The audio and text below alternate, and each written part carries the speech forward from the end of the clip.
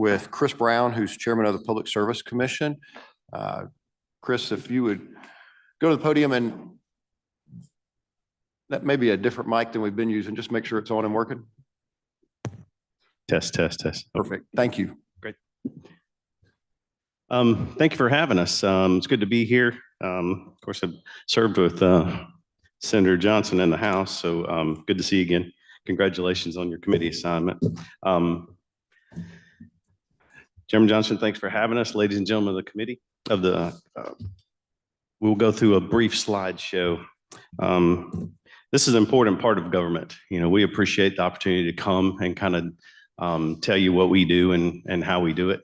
As I was getting ready to run, people were like, well, what are you running for? I was like, Public Service Commission. Well, what does that do? So that's the first question most people ask. So we serve a very vital role, and I'll show you through the slideshow as we go. There's the Public Service Commission is divided into 3 sections. So you got the Northern, Central, and Southern. I'm the Northern District Commissioner. I have Central District Commissioner Stamps with us today, and then Wayne Carr's in the South.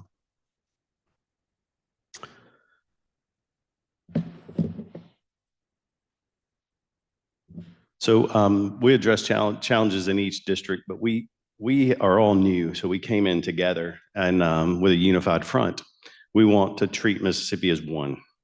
So I know in the past, we tend to be the North against the South, Central against the North, North against just that sectional fighting. So we made up our minds that we want to represent the whole state of Mississippi. And so the 3 of us with our staffs are working closely together to make sure that we serve the people of Mississippi and make sure the ratepayers being defended. What we do. The Mississippi Public Service Commissioner's regulatory jurisdiction over utilities displayed on the right. So natural gas, electricity, sewer, water, interstate pipelines, independent telecommunications. So we have direct oversight over those groups. And so the agency is charged with assuring that rates and charges for services are just and reasonable, that the services rendered is reasonably adequate, and that any facilities constructed or acquired are required for the convenience and necessary of the public. So all these utilities come in front of us. We make sure that all their information is correct and they're not overcharging us, and make sure the rates are reasonable and adequate to our mutual constituents. The Public Service Commissioner answers complaints, conducts investigations, and holds both formal and informal hearings. So a little case like that, we have like rural water. People have problem with rural water, so we'll actually go in the district, have hearings to try to understand what's going on, and then work with the municipality or the Rural Water Association to make sure that those problems are rectified.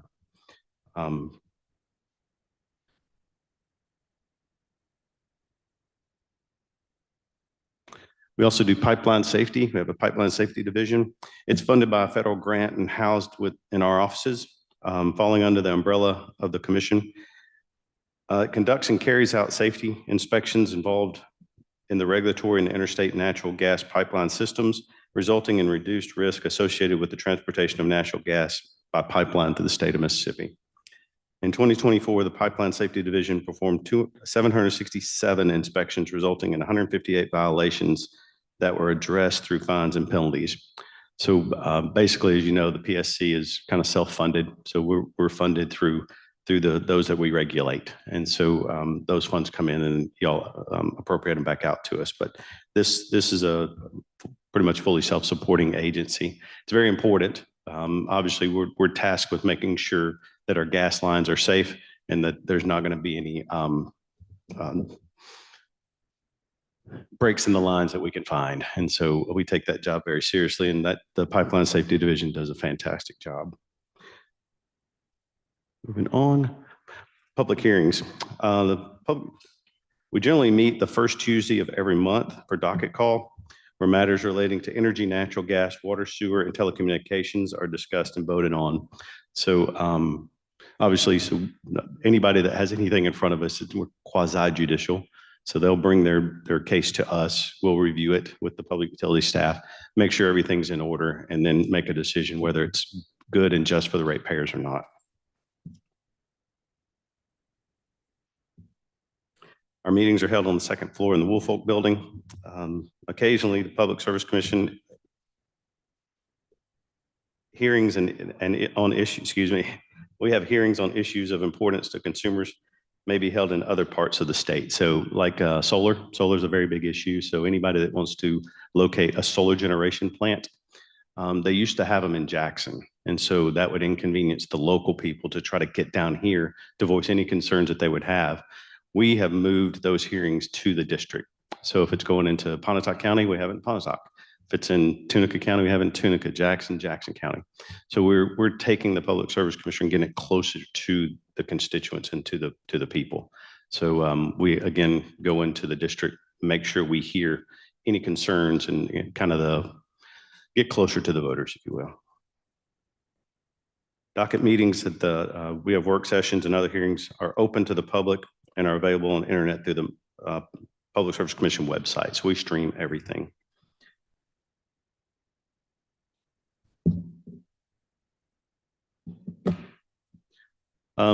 We do not have rate authority over municipality-owned gas and electric utilities, member-owned associations, including electric membership cooperatives, rural water associations. Per Mississippi Code, Section 7733, the Public Service Commission is prohibited from regulating the quality, delivery, rates, billing, et cetera, of cable, satellite, internet, and other platforms that transmit data and video images. So as you know, that's over at Beam. While the Public Service Commission does not set their rates, we still work to ensure that quality service is provided to their customers. So one thing that we discovered when we took office, all three of us are new. So our staff takes calls. So we get calls every day with a litany of different issues. Our name is public service. That's all people see. So some people call and ask, do you know what the weather's going to be tomorrow? I was like, Google it and tell them. We're going to make sure that we take care of them. If they need to know the weather, if they need to know how far it is from here to New Orleans, we're going to tell them. But part of that is even those that we don't regulate, like AT&T and others, that we'll have a call, then we'll reach out to the representatives of AT&T, and 90% of the time we can resolve that issue just by making the call, getting to the right people. Had a constituent in DeSoto County that he had AT&T broadband. He was paying $750 a month. He'd been paying that for 4 years. And he got me over to the side when I was in the district. He said, can you do anything to fix that? I said, I don't know. I'll try. So we ran it up the flagpole, and he called me. He said, I'm amazed. You got it done.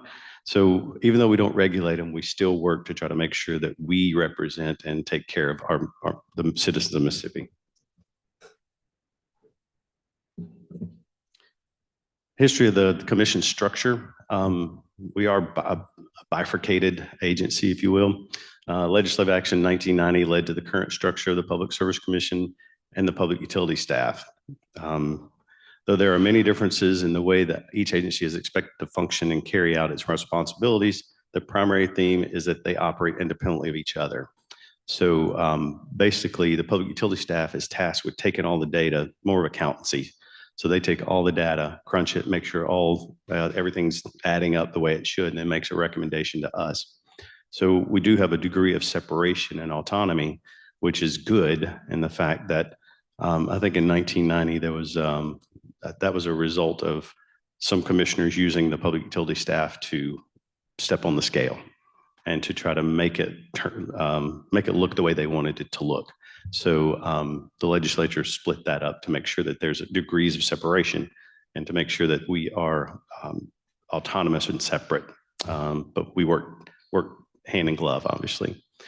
The staff is charged with making independent investigations, audits, and recommendations based on the facts and free from any outside influences. These recommendations are brought before the commission.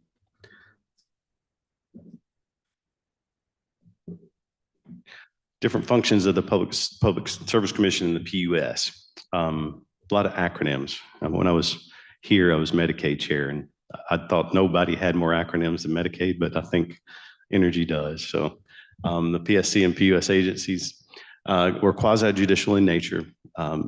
We make determinations, we hold hearings, prescribe rules, and issue orders with respect to the control and conduct of the business coming within its jurisdiction. Legal arm of the regulatory structure interacts with the public. The public utility staff, in contrast, is the principal investigative arm of the utilities regulatory structure, provides technical and professional advice, research, and recommendations.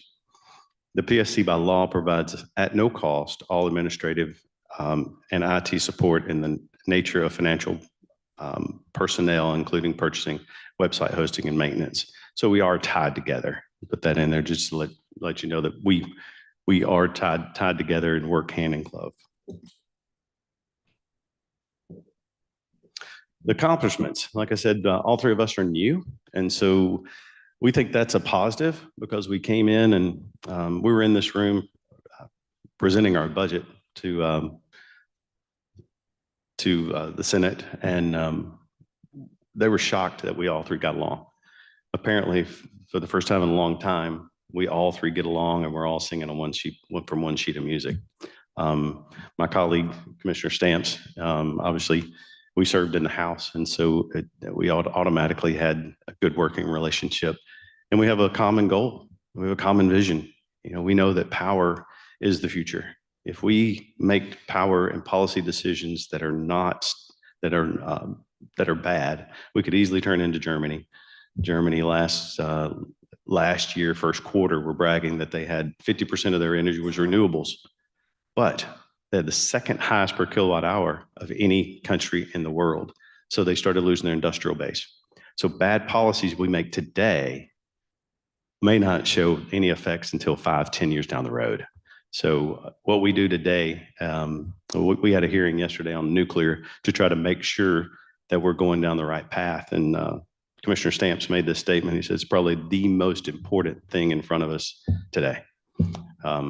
Because if we don't get our power right, then we could easily have brownouts, blackouts, and we could be California or Germany or other countries that are struggling just to keep the lights on. So our goal is to make sure that the future is safe for all of our kids and the future of the state.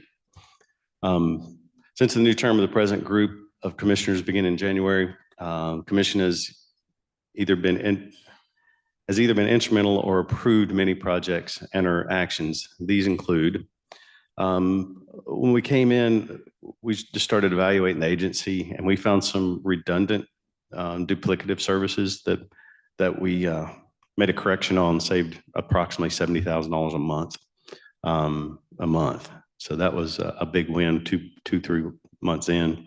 Worked with the legislature on campaign finance bill to include any party who appears before the commission. So if you remember the last election cycle, there was a lot of brouhaha over contributions coming from solar. Well, are they regulated? Or are they not? So we took it upon ourselves to try to self-regulate. So we wrote the campaign finance bill,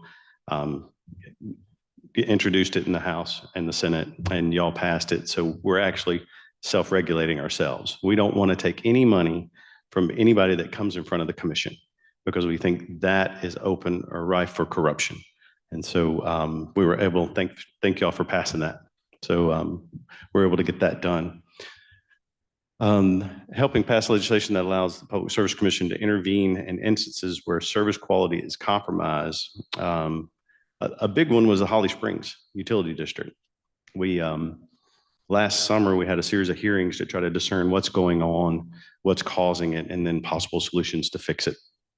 So through those hearings, we worked with Senator Whaley to make sure that we had a roadmap, if you will, to be able to try to help those constituents in that area. And so Senator Whaley dropped a bill to give us that authority to go in and help. And so we're executing that plan today. So we're currently on the ground in the district with an independent audit to try to move the ball down the road. If you've not followed Holly Springs, it's almost third world in the United States. I mean, it'd be a bright, sunshiny day and the power go out, and it could be out for 24 or 48 hours. When we evaluated them, they only had 4 linemen for 13,000 connections. They should have 15 or 20. And so they were just overworked, understaffed, and the system is literally on the verge of collapse. So we acted quickly to try to make a difference there. And with the help of the legislature and the governor, y'all gave us the authority to go in and try to help fix that. Suspending net metering and solar subsidies. Our position there was that we're everything, all the above approach, but I don't want poor people paying for rich people's solar. That's Commissioner Stamp's quote, and I'll use it, which is true. So what was happening was there was a subsidy program that the ratepayers were going to subsidize solar panels for installation. Well, the problem there is that if you want solar, you can have it. Don't make your neighbor pay for it. And so that was our position, that we didn't want to try to add to the rate base to put solar on your neighbor's house when you can't get it. That also increases the rate base, because all these companies, if you put solar in your company and you're not paying per kilowatt hour, then where does that profit lost by Entergy, Mississippi Power, cooperatives, Mississippi TVA, that is added back to the rate base. Therefore, every constituent is paying a higher rate based on those solar panels.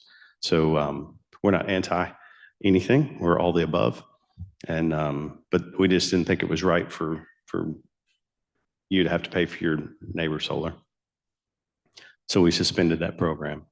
Working with the legislature to help bring Amazon Web Services to the state, which represents $10 billion corporate investment and the creation of at least 1,000 high-paying, high-tech jobs. So that's going to, we will play a pivotal role in that, and the fact that there's a lot of power generation that goes with that. And I know y'all know that when you pass the bill, it's a lot of power, and it probably won't be the last one. We hope that there are going to be more. So we want Mississippi to be on the cutting edge of power. If we have the power and we have the lower rates, we will have economic development. What's the numbers you say, Commissioner? How much? 100 billion. Yep. So our goal is to have $100 billion worth of investment because of good energy policy. And I'll tell you one interesting story. A friend of mine had a manufacturing facility in Australia, and their energy costs kept going up because of bad energy policy. So he was thinking about subletting to Malaysia or China. I said, well, come to the US. So we started evaluating the United States. And one of the main reasons he came was energy costs. It is a huge competitive advantage that we need to make sure that we hold on to. And I know that's redundant, but it's very, very important for the future of our state. If we make the wrong decisions today, it can cost us big time down the road.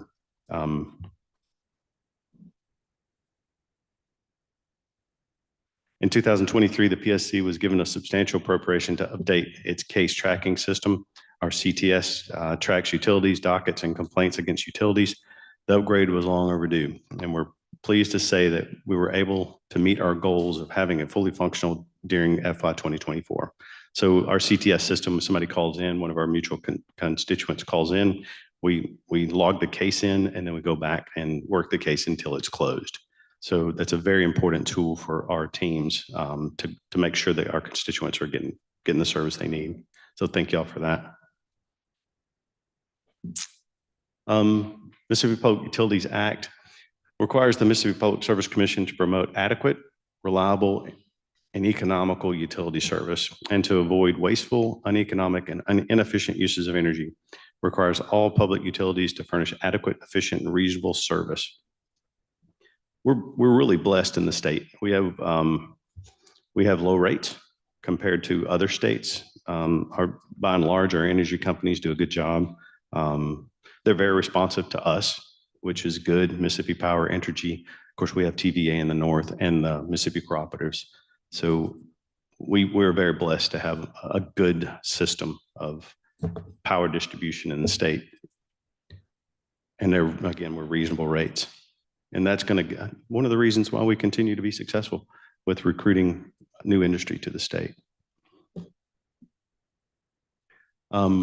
Mississippi Public Service Commission and Economic Development, approving utility programs that attract new or existing businesses, expansion of fiber optic infrastructure, make enhanced grid investments and service connection extensions, contribute to workforce development. So anytime you have power, anytime a company comes in, their power demands are high. So we have to work with all the energy companies to make sure that the transmission lines are there, that the power generation's there, everything is kind of in line to make sure that we as a state continue to move forward with economic development. And again, Commissioner Stamps, we're on track we're working for 100 billion.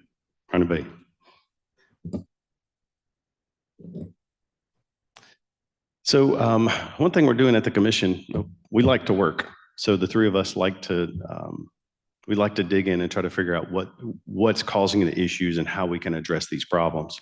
So when we all came in, we compared notes about the calls that we got and the complaints from our mutual constituents. So that led us to have a series of summits. So these are based on the calls that we get and the demand that we get for answers on these issues. So we started with a water summit. Our number one complaints in the state's water, at least in the Northern District, similar in the Central. So water has been our number one complaint, but I'll brag on our rural water folks. Kirby Mayfield, once I call him, he sends a team out almost that day or the next day, and we start working through the problem. And so they're very, very responsive. The propane summit, same thing. A lot of people see it as a utility. It's not technically, but they see it as such. And so we brought in a lot of expertise to try to let us know how they operate, how we can better serve our mutual customers. Solar was a big one, obviously. We will probably need some help with some solar oversight. We'll have an ask that we'll bring to you, just some overview, because right now the solar is all controlled by supervisors. So there's no lines that you have to be so far off the property line. You have to do X, Y, and Z. So it's kind of the wild, wild west. We don't want a lot, but we need a little bit of tweaking to our solar farms. Nuclear. So we think nuclear is our future. And so when we came in, Commissioner Stamps had the idea we'd do a resolution to try to let everybody know, if you want to do a nuclear plant, look at Mississippi, because we know that it's clean, it's green, and it's reliable. Nuclear is 95% reliable. Solar is 25%. So you get 25% of your generation on solar at any given time. Wind is 37. Again, not against them. They're just not as reliable a utility or power generation as nuclear. So nuclear is going to be the future. It can run continuous, just stop for refueling every 5-10 years or whatever the scheduled maintenance is. But a lot of those plants are 50 plus years old and still running.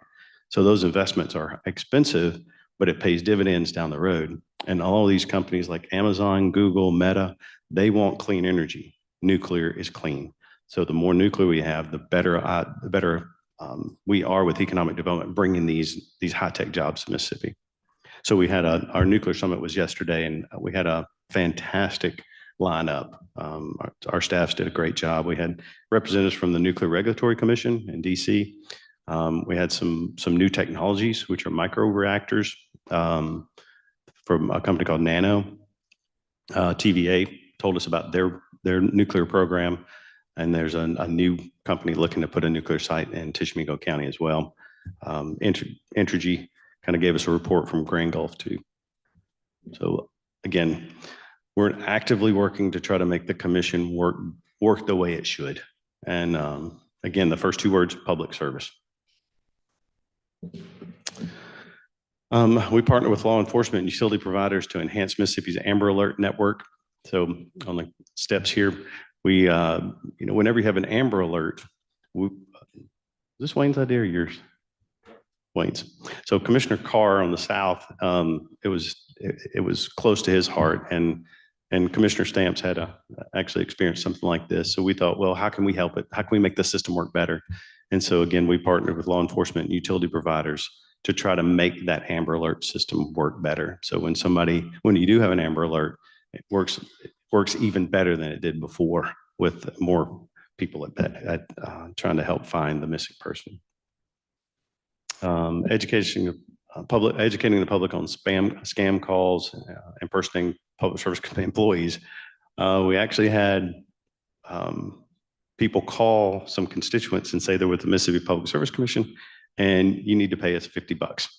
We're like, we never call you. We're never going to do that. So we work to kind of quash those things as quick as we can. So that's just one of our letters we sent out. We have a commission newsletter. Again, in the past, it was separate. And so again, with our effort to work together and represent one Mississippi, we have one newsletter. And so we're going to help. If Commissioner Stamps needs help in the Central District, I'm going to help him. He's going to help me. Same thing in the Southern District. And it's a breath of fresh air to say, okay, we can work together. And that makes it to where we're much more efficient working for the people.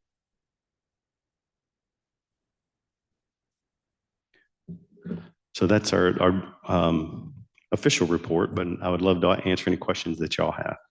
Thank you again. Thank you for your time. Thank you, Commissioner Brown. Any questions by the committee?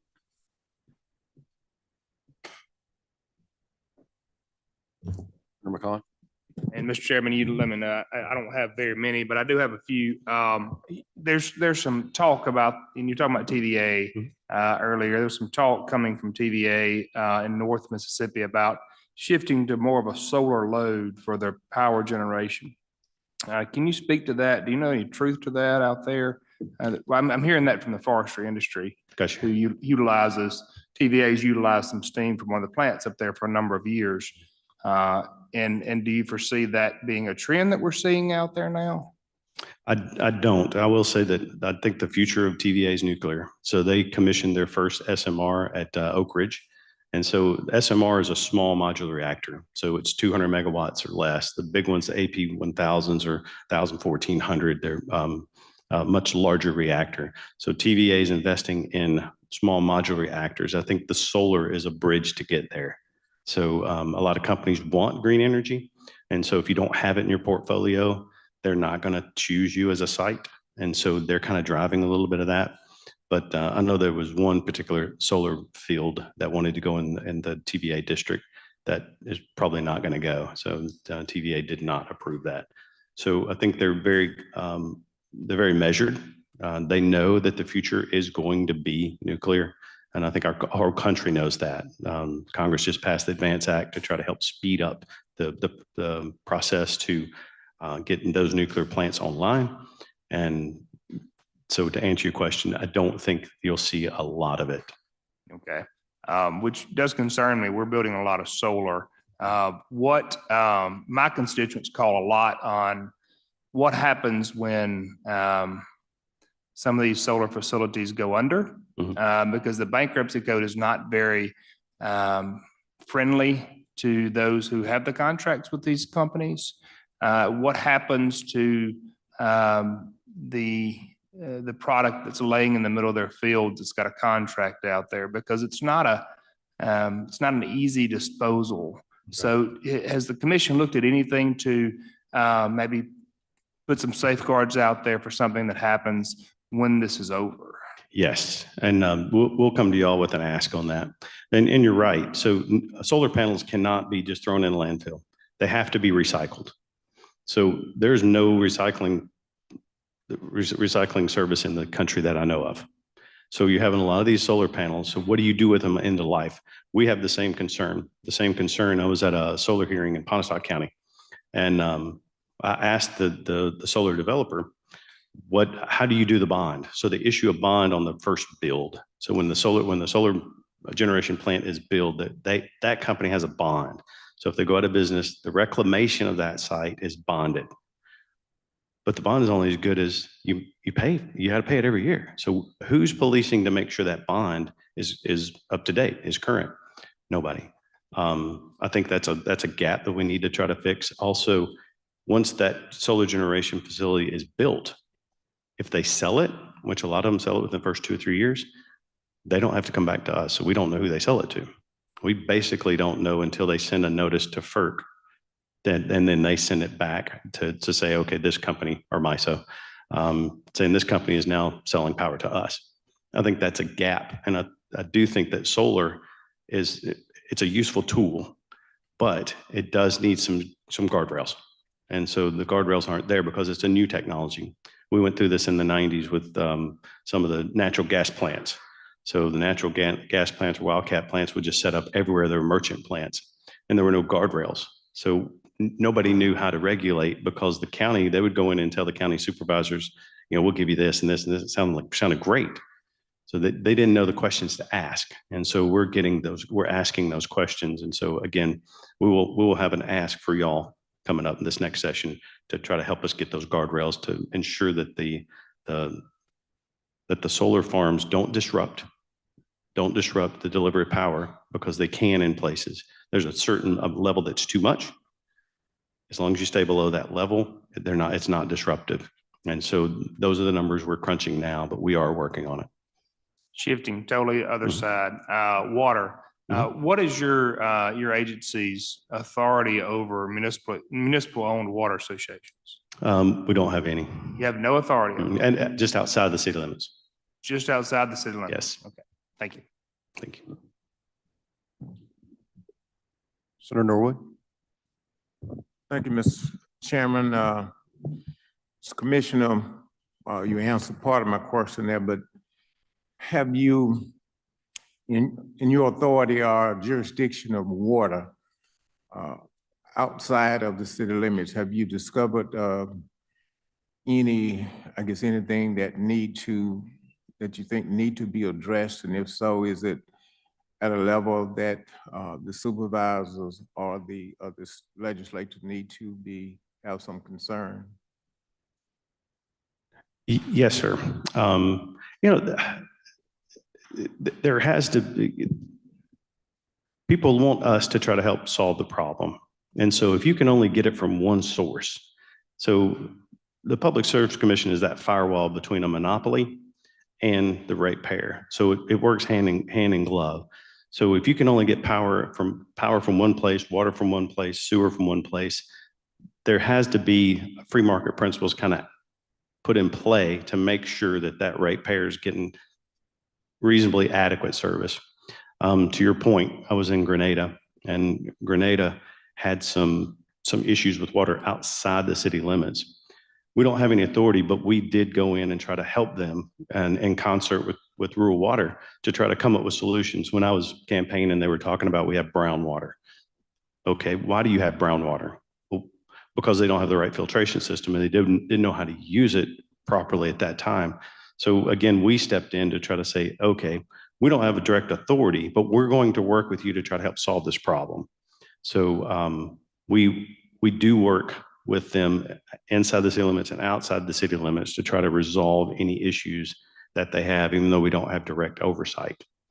Do we need some? Maybe. And I guess one of my concerns was, doing the whole city of Jackson debacle regarding water. I think there was about 13 other municipalities that were cited in some research that I saw. In some of those areas, one in particular I know was in the Delta, and that was one of their complaints. Even though, and I'm not sure I'm not sure. I know they do not have the resources to address it. Are you, the commission, in a position to provide leadership for them of maybe alternatives to access resources that could address that? We do work with them. I know the Commissioner Stamps is on the ground too. Our goal is to identify issues like that, and then put a price tag on it, and then make sure that the Senate and House know those issues and how much it's going to cost, and then we can work corporately, either through appropriations through the legislature or any federal funds or other funds that are available to try to help solve those issues. But we're actively trying to identify those problem spots and come up with solutions to try to help fix them. I know Commissioner Stamps is all over his district, and I know I am as well. And let me ask my final question regarding the issues that we've had with, and I know I've seen Commissioner Stamps throughout the district, but the gas situation. In terms of educating the general public or the users of the potentials, challenges, more or less, do you feel that you're doing the best job possible in reaching those? I've seen some commercials on TV. Do you feel that you're doing the best job to make sure that individuals especially the low-income elderly population, is aware of that from a safety standpoint. Can Commissioner Stamps, Yes, please do. you want to comment on what happened in Jackson, kind of what you? Well, thank you for proving that America still works. We need checks and balances. We need one branch checking the other branch. And Senator, to your question, and this is directly in your district. Your district had a massive, gas leaks and some home explosions here in the city of Jackson. And we worked with Atmos and all our pipeline safety division to rectify the situation, but to prepare for the future, to put some things in place so that we can not have that happen in the future, because we need natural gas. We cannot, 76% of our power comes from natural gas, and then people use it in their homes, And so we're gonna keep working hard to make sure that it's safe. We should probably do a couple more press conferences to inform the public of the situation. We haven't had one in about 4 months after we got to a resolve, but we'll continue to update folks as we can. And I guess I'm asking a statement regarding that, because now it's getting cool now. So people that hadn't been using gas, now they're getting ready to start using gas. And a lot of individuals, my wife would always remind me, to make sure you get the furnace checked and those types of things. So I'm just saying, just some safety tips that individuals may be able to, prevent some of the disasters or the tragedy. That's right. And we'll definitely keep pushing that message forward, Senator, so that we can inform folks, if you smell something, leave and then call somebody. Those are the simple things that people can do. We had a tragic loss of life of a 86-year-old young lady here in Jackson because she went back to get her purse and wasn't able to survive. So we definitely need to make sure we beat that into people's minds and say, hey, if you smell something, leave and then call for safety from the neighbor's house or down the street. But we'll definitely keep the public informed. Thank you, Mr. Chairman. Thank you, Commissioner. Thank you. Senator Brown. As a follow-up to that, we did, as a commission, we did put a resolution out encouraging our natural gas companies, both local and Atmos and others, to go into the schools and do a safety check before the school starts. And so I know a lot of them already doing that. Others did it like in New Albany. That's where our offices are in the district.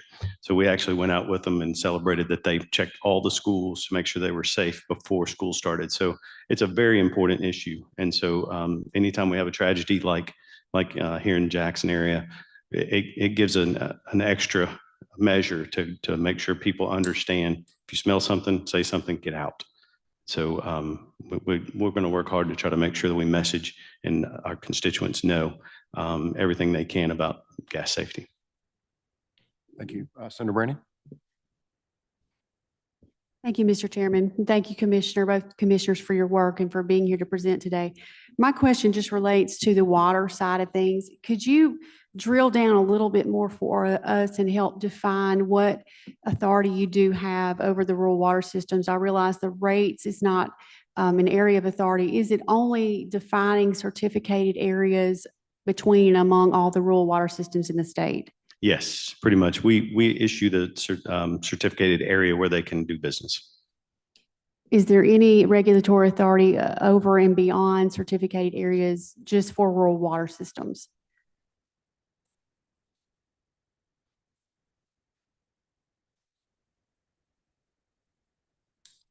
Make sure I was right.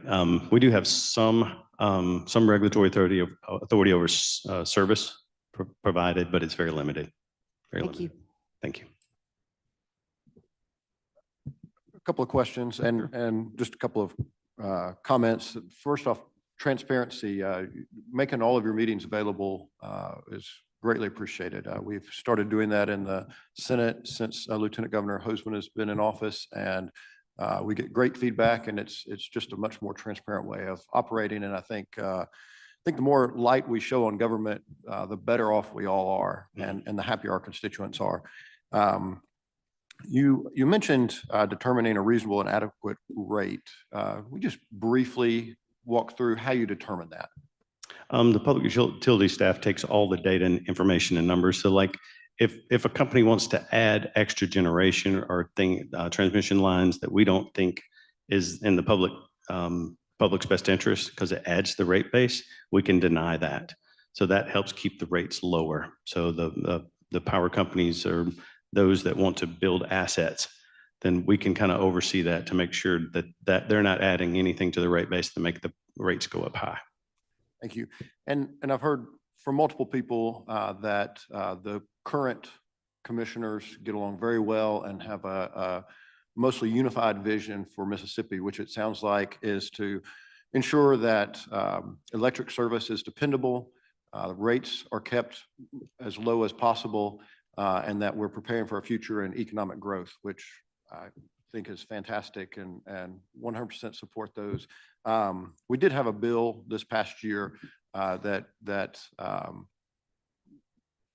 floated out potentially combining the commission with the public utility staff and also potentially making public service commissioners appointed instead of elected. Would you briefly just give your feedback on what your thoughts are on those and why? Sure. There is a University of Michigan study. They actually did some studies on elected versus appointed commissioners. And so I trust the people, and I always have. You know, I put myself up to run for the House. Y'all put yourself, Senator Branning's actually in the middle of campaign now. So I trust the people more than I do the bureaucracy. And I do think that we constantly fuss and fight against bureaucrats. They're answerable to somebody else other than the voters. We are directly answerable to the voters like y'all are. That makes us much more responsive because we want to serve. We ran and well, y'all have run and Commissioner Sampson and I've run. It's got to be a passion to do it. It's not fun. It's a lot of hard work and it has to be a passion to do it. So I think that makes an elected commissioner much more effective in their job. And the University of Michigan study showed that. It said that elected versus appointed, elected serve longer and they have better subject knowledge. So they're better at what they do. The appointed side, a lot of times, you know, it's you know, who you know, basically. Y'all know how it works. It's not necessarily that you're an expert in the subject matter. Well, as an elected official, you're not either, but you ran for it because you had a passion and you get caught up to speed a lot quicker because it's incumbent upon us to know what we're doing, know what we're saying, to be able to go out and respond to the customer, to the ratepayers. I do think that an elected commission is much better positioned to serve the public, which again, I trust the voters. And we see what happens in DC, you know, all these regulatory agencies with all these bureaucrats that are just put there. And then they pass rules that are never voted on that nobody approves. We just had the Chevron deference case. Just turn that on its head.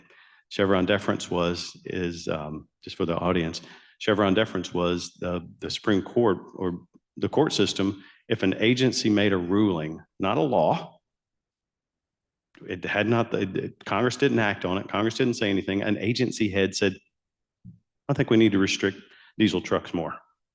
Okay, they can levy fines, penalties, put you in jail over a bureaucratic agency. It got out of control very, very fast. And they got slapped down with the Chevron deference case that we're not going to give deference to the agencies anymore. And so I think not all the time, but I do think when you have bureaucrats, it gets out of control faster than if you had elected officials because we have to face the voters every 4 years. And as y'all know, it's not every 4 years, we're facing the voters every day. If we don't take care of them, then we're not gonna get reelected either. So I think that makes us much more responsive, and I think it's a better way to do it. And the University of Michigan study shows that too, and I'll get you a copy of that. As far as combining the agencies, I don't know that there's any efficiencies there would be the only thing. I know we had 2 peer reports to ask that question. One's 18, I think you have a copy of it. And there was no discernible path to say that it's the best way to split them up or add them together. As I said before, it is a result of 1990s corruption to try to have a degrees of separation between the two, and it's working. Director Beckett's doing a good job. We served with him in the House too, so we got a lot of House members over there, but they do a great job. Work hard, give us the data we need, and so I don't see any benefits at this point why it would make the agency, either one of them, more efficient. Thank you, Commissioner Brown. And thank you, Commissioner Stamps, for being here as well. Thank you. And if you have any questions for us, we're always here for you. Thank you Thanks. very much. Next up, we have another former House member, Jim Beckett, who's the Executive Director of the Public Utility Staff.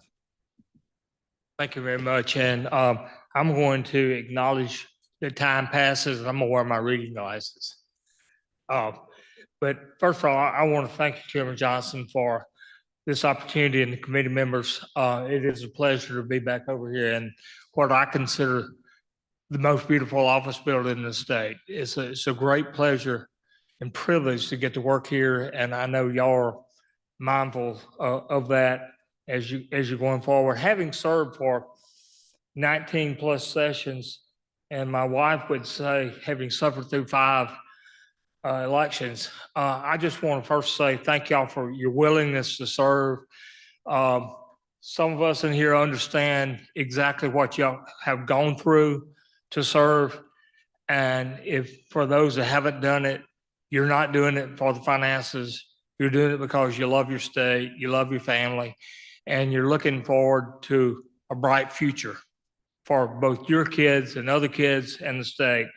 But like I say, it's a privilege to be here, and thank you. Before we start, I want to make it clear that I understand your role and I understand my role as a state employee. You know, it's your role to set the policy for the state, and it's our role to carry that out. You know, we're not there to make policy, unlike some of our, especially in Washington, some of our bureaucrats have forgotten that they're not there to make policy. The legislative body makes the policy for the state. And so whatever y'all decide to do, we're going to make the best of it, and we're going to make it work. We're going to carry it out for the citizens of the state. But I think it's important. I'm going to be a little brief and a little different from what Commissioner Brown has talked about. And I want to focus a little bit more on the structure, the separation of the two agencies, because I kind of think that's kind of a little bit about what y'all want to get at and what we want to talk about. But, you know, just a little bit of history. I like history, and I think it's always important that we talk about that. And we may all know this, but there may be somebody listening that doesn't know it. Back in '83, the legislature created the public utility staff, but it was part of and a division of the PSC. It was appointed by the commissioners, and they were directed by the commissioners, and they were under direct management and control of the commission. So really, it was just a part of the commission. And none of the commissioners we have today were here then. None of the ones who just left were here then. So this is not a personal indictment or a commentary on any action they had. But I talked to a staff member yesterday that was actually working here and when this was passed. And he said, it just was not a good situation. He said, I'm going to tell you, working there was a horrible environment to work in. If a commissioner told you 1 + 1 was 5, then you issued a report saying 1 + 1 was 5. They were not free to do what they were hired to do. They were not making an independent judgment about what the cost should be and what the rate should be or anything like that. But in 1989, as we all know anecdotally, that there was corruption at the commission. We had a current commissioner, and that was serving then, not a current now, but current in 1989, and a former commissioner that actually went to prison over corruption that happened. All right, as we can imagine, that created a great deal of controversy and comments and created action. But I want y'all to understand that Mississippi was not the only place that this happened. This was not unique to us. So it was not a one-time thing.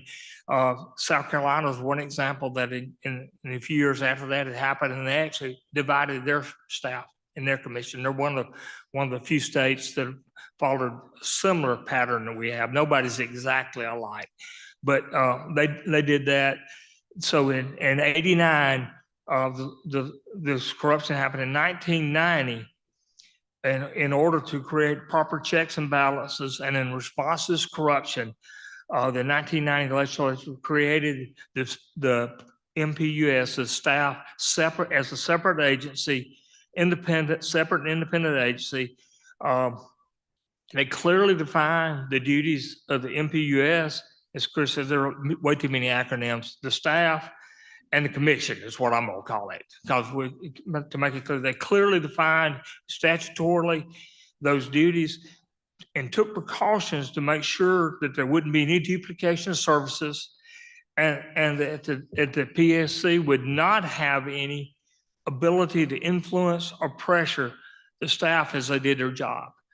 And I can tell you, it's for the most, I believe that that's still the case. I know in my time there, I haven't felt pressure from the public service commissioners to influence decisions that were made by the staff. And I think one thing I tried to make very clear to the staff when I started there is that they were independent, that they were not subject to any political pressure.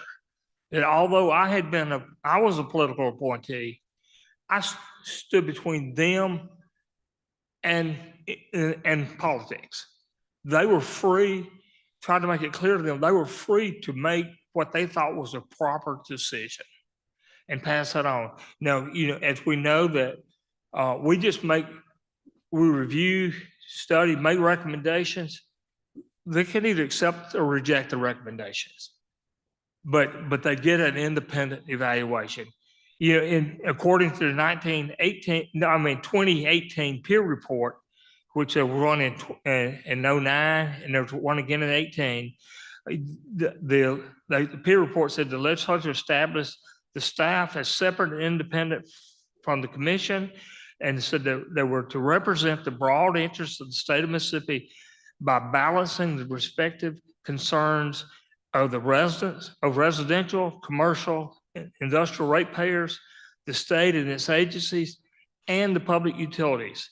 And said based on the two, basically the two agencies have continued to operate as separate since 1990, except for the fact that he mentioned there are tremendous amount of shared services, and I will touch on that in just a second.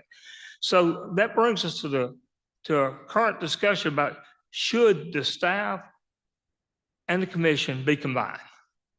Is it valid that they're separate? Is that the best way to govern if they're separate? And from time to time, this has been discussed. I know 2 times during my legislative tenure, it was just really came to the level of getting a peer report. It's been discussed many more times, but while we strive to maintain the proper checks and balances in our regulatory system, there are many things that need to be considered, but I really think it comes down to two primary issues. One is how the various and varied constituencies best served. What's the best practice? How do we serve our constituents? And our constituents are your constituents. They're all these ratepayers are citizens. And so, what's the most, and the other thing is what's the most efficient way to serve these constituents? I mean, there's multiple ways you could probably do it, but what's the most efficient way? So if we look at, how are they best served? After having served as a director for 2 years, and served as a chairman of the House Public Utilities for 8 years prior to that, it's my opinion that the best interest of all the parties involved, the utility customers, the state, and the utility companies, are well served by having the independent staff. That's the conclusion I would come to. So according to that 18 peer report again, it says, consistent with the theme of independence for the staff, the legislature enacted several statutory provisions to ensure that the staff would be able to make effective, independent investigations and render recommendations that were not influenced by the commission. And I think that's so key. And having talked to individuals that were working for the PSC prior to this separation, I don't think that wasn't the case prior to the separation. So, you might ask, well, that was a long time ago, but I think we'll discuss a little bit about that more. But I believe the independence provides for better working conditions for the staff's employees, and allows the staff to be more open, objective, and honest with their recommendations. And I think if you talk to any one of them, any one of the directors over there over electric and gas or telecom or water and sewer, whoever you talk to, I think they would tell you that they feel the freedom to make to recommend what they honestly feel like they should recommend, and knowing that it is just a recommendation, but I think the only way the PSC can make the best decision possible is to get the best information possible. And having this separation, I believe, provides that.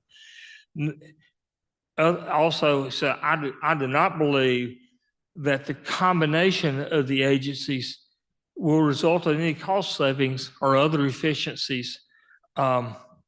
Instead, actually, I honestly believe that the cost would probably escalate if the two agencies were combined.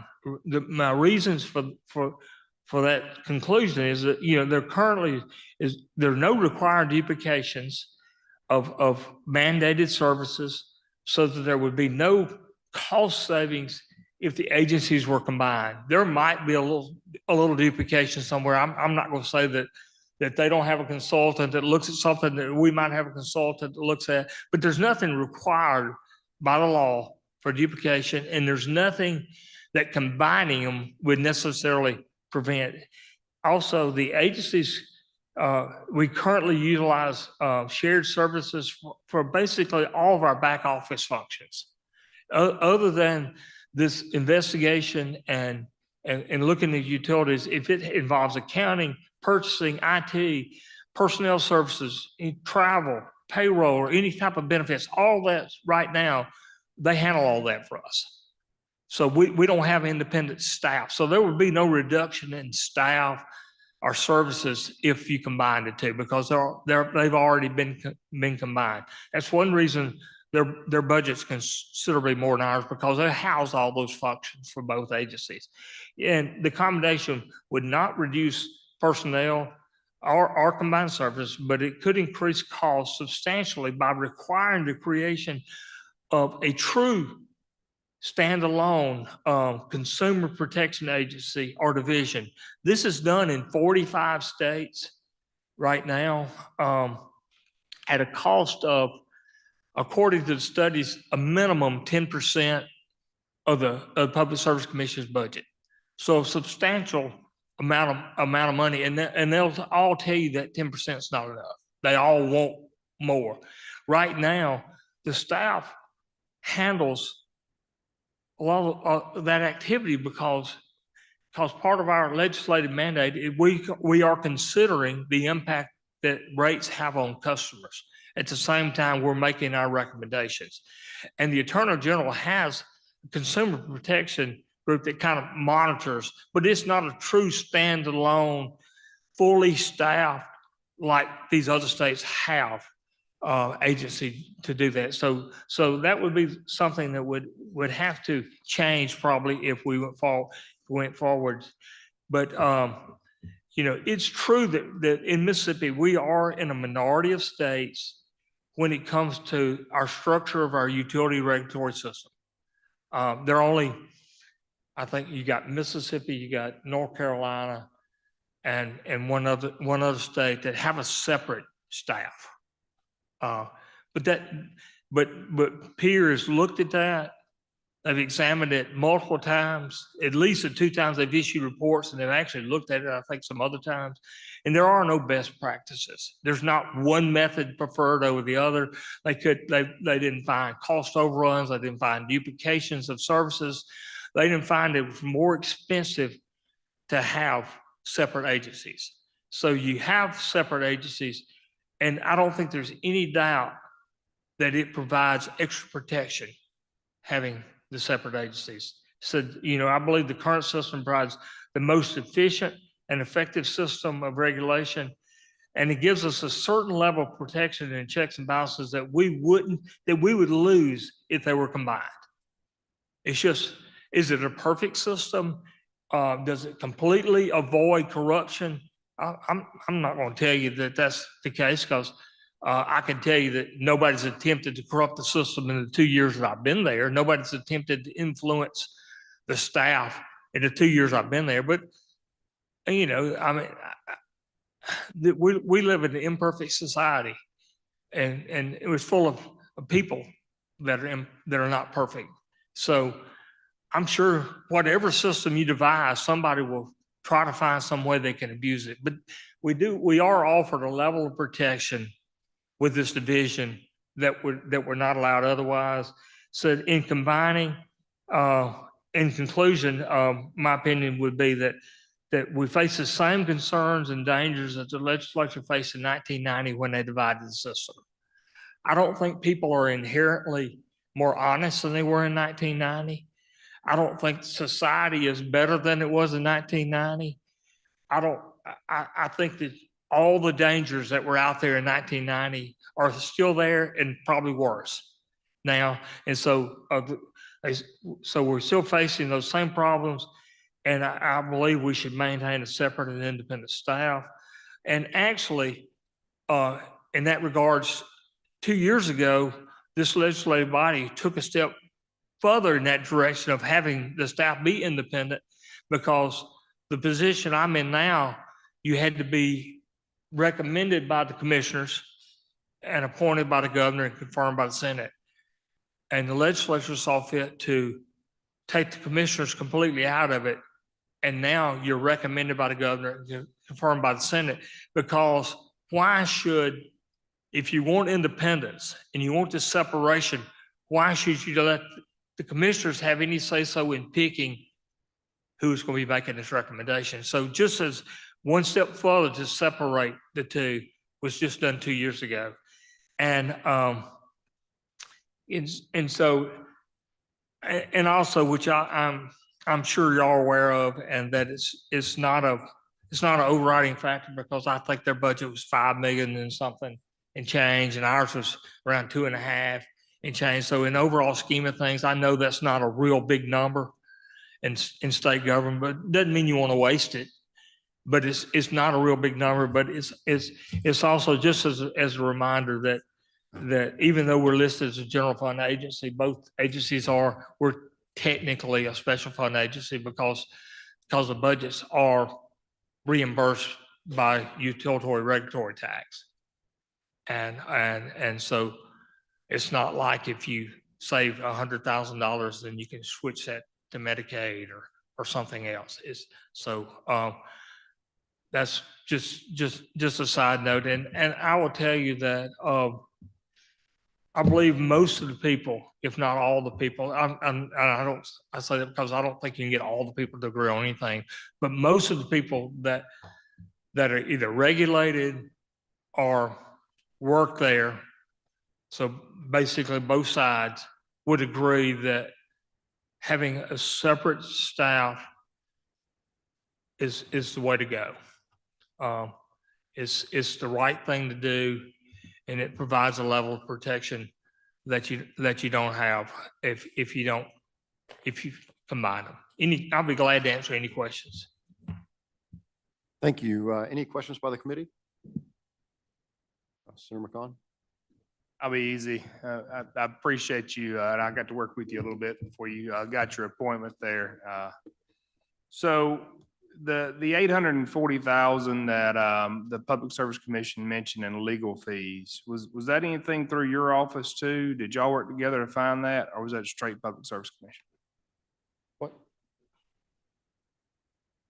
70,000 a month. No, that's just them. Just That there. wasn't us. We So didn't- have you taken any efforts? Because it seems like they came in to clean house and clear up the efficiencies in there, and you've been there 2 years.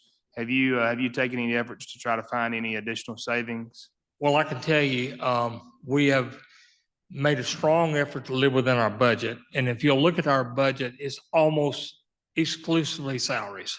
There's very, very small amount of money that goes in contractual services or travel or anything like that. So there's not really any money to save other than personnel. And we're just struggling, like a lot of other state agencies, to, I think y'all have budgeted us for 25 individuals, and I think we're 21 today.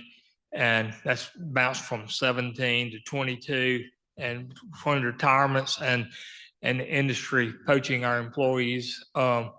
We struggle to do that, but no, we really, as far as costs, there really hadn't been a change in the 2 years. And you mentioned that, even the savings, it's all funded by tax. Well, I kind of have a problem with that line of reasoning because the tax eventually is It's coming back individuals. down to the ratepayer regardless. Right. For the most part, they're individuals. Some are, to the extent that, well, it's customers. I understand. Yes. Last question, pretty easy. You're an appointed official. This committee has also taken on in last year's session a omnibus bill about appointed officials in government. And one of the questions in that was the tenure of the appointment. Mhm. So your tenure is until removed or No, it's a until 6-year term. you're under a 6-year term? Okay. Do you find that to be a good, you don't know yet, you're 2 years in, but do you, Yeah, and I'm from your serving, opinion? I'm serving an unexpired term. Right. So my term will actually end July of 26. So I'll serve 3 years and 10 months of that term. Do I like it? Yeah, I think I like a 6-year term. I like the fact that I think it was designed to have some stability at the agency, but also there will be a great deal of turnover legislatively for the approval process, and there's a strong possibility you have a different governor. In this case, you'll have a different governor. Actually, this governor will still be in office during that term, but normally you might have a different administration. So I think a 6-year term is a good term. Well, I think the fact that it's a term at all is good for the people because Oh, it I provides definitely accountability think in it that. should end. I don't think it should be necessarily at will. You should have that freedom to do your job and know you're going to have it and not have to worry about every decision that's made affecting. I appreciate your opinion on that. Thank you. Any other, Senator Norwood? I think if I would surmise what you're saying, you're basically saying that you basically said that you are, I guess, the stop or the checkpoint between the ratepayers and the commission. Well, that is part of the role. What we're doing is it's just an independent evaluation. You'll have the utilities file their requests, and then we'll do an independent evaluation so that then the commission will have our evaluation and the companies, and they can choose to do what the companies asked for, what we've asked for, or nothing. As often as possible, we'll work out some type of compromise with utilities, which would be somewhere in between.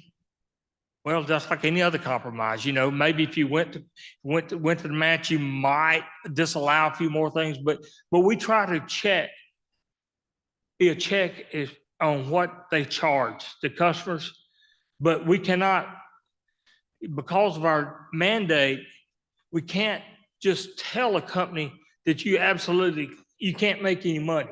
We can't tell a company that they've got to provide a service at a loss. You know, we'll make a recommendation of what we think is a fair compromise that allows them to have a reasonable rate of return, but yet at the same time, we're checking to justify that they actually paid what they said they paid for that well, or if they're building something, we check to see that those contractors were actually paid $10 million and they didn't just want to charge the customers 10 million for something they paid 5 million for. We check to make sure that they actually spent the money, that it was reasonable that they spent the money.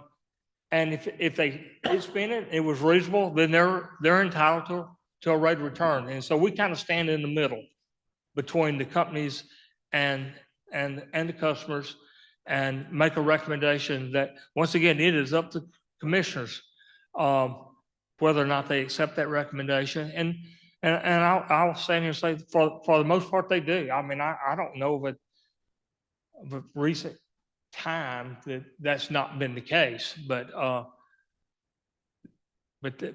that's our role. Okay. And one other thing, and I know this kind of goes to a few questions that Chris had about water. And excuse me if I call him Chris. We've known each other too long. He's Commissioner Brown, but the you know, both these agencies, we are statutorily created, and we only have the authority that y'all have given us. And so there's tremendous amount of water out here, water systems that we have little or no control over. Once we certificate that area, if they have their own, and if you're wondering and trying to, a pretty good gauge is if they have their own board that they elect that governs them, then we don't regulate them. So water associations have a board, we don't regulate them. Municipalities, because they're board, they elect their board, we don't regulate them unless they have that area outside of the city and those people are not getting the vote for them. Then we have some say so, some control, not a lot, but we have some. And so if there's something that they can't do or we can't do that y'all want us to do, then you just need to change the law, because both agencies are statutorily created. I know there was a lot of concern and discussion about broadband at one point in time. Well, really, the PSC didn't have any broadband authority. And so, you know, Beam's created and has that, but we didn't have it. You can't just assume you have it because the court's not going to allow you to do that. So you either we are creatures of the statute, which is good and bad. Gives you authority to do things, but also limits you. In regards to water, is there a roadmap, so to speak, or guide for self-governing utility associations, whether they be rural water or municipalities, to follow to ensure that they are maintaining their systems, that they are replacing parts or doing the maintenance work necessary? Is there any kind of metric or guide for that? They're self-governed, so we don't have that. Yeah, health department does do some of that as far as quality of stuff. They can regulate them to some extent, but it doesn't fall under either one of our jurisdictions. Thank you. And any other questions by the committee? I would say one other point, and I know y'all have someone else.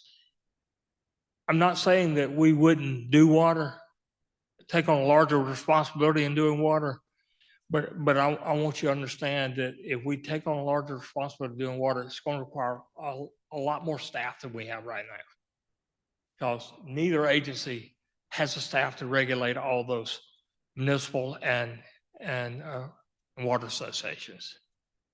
Thank you. Mhm. Next, we have Todd Shipman. Todd is the founder of Utility Credit Consultancy, LLC. For the past 33 years, he has been in the analyzing utilities and utility regulation industry. And he's going to join us via Zoom to discuss regulatory environments, and regulatory stability. Todd? Thank you very much.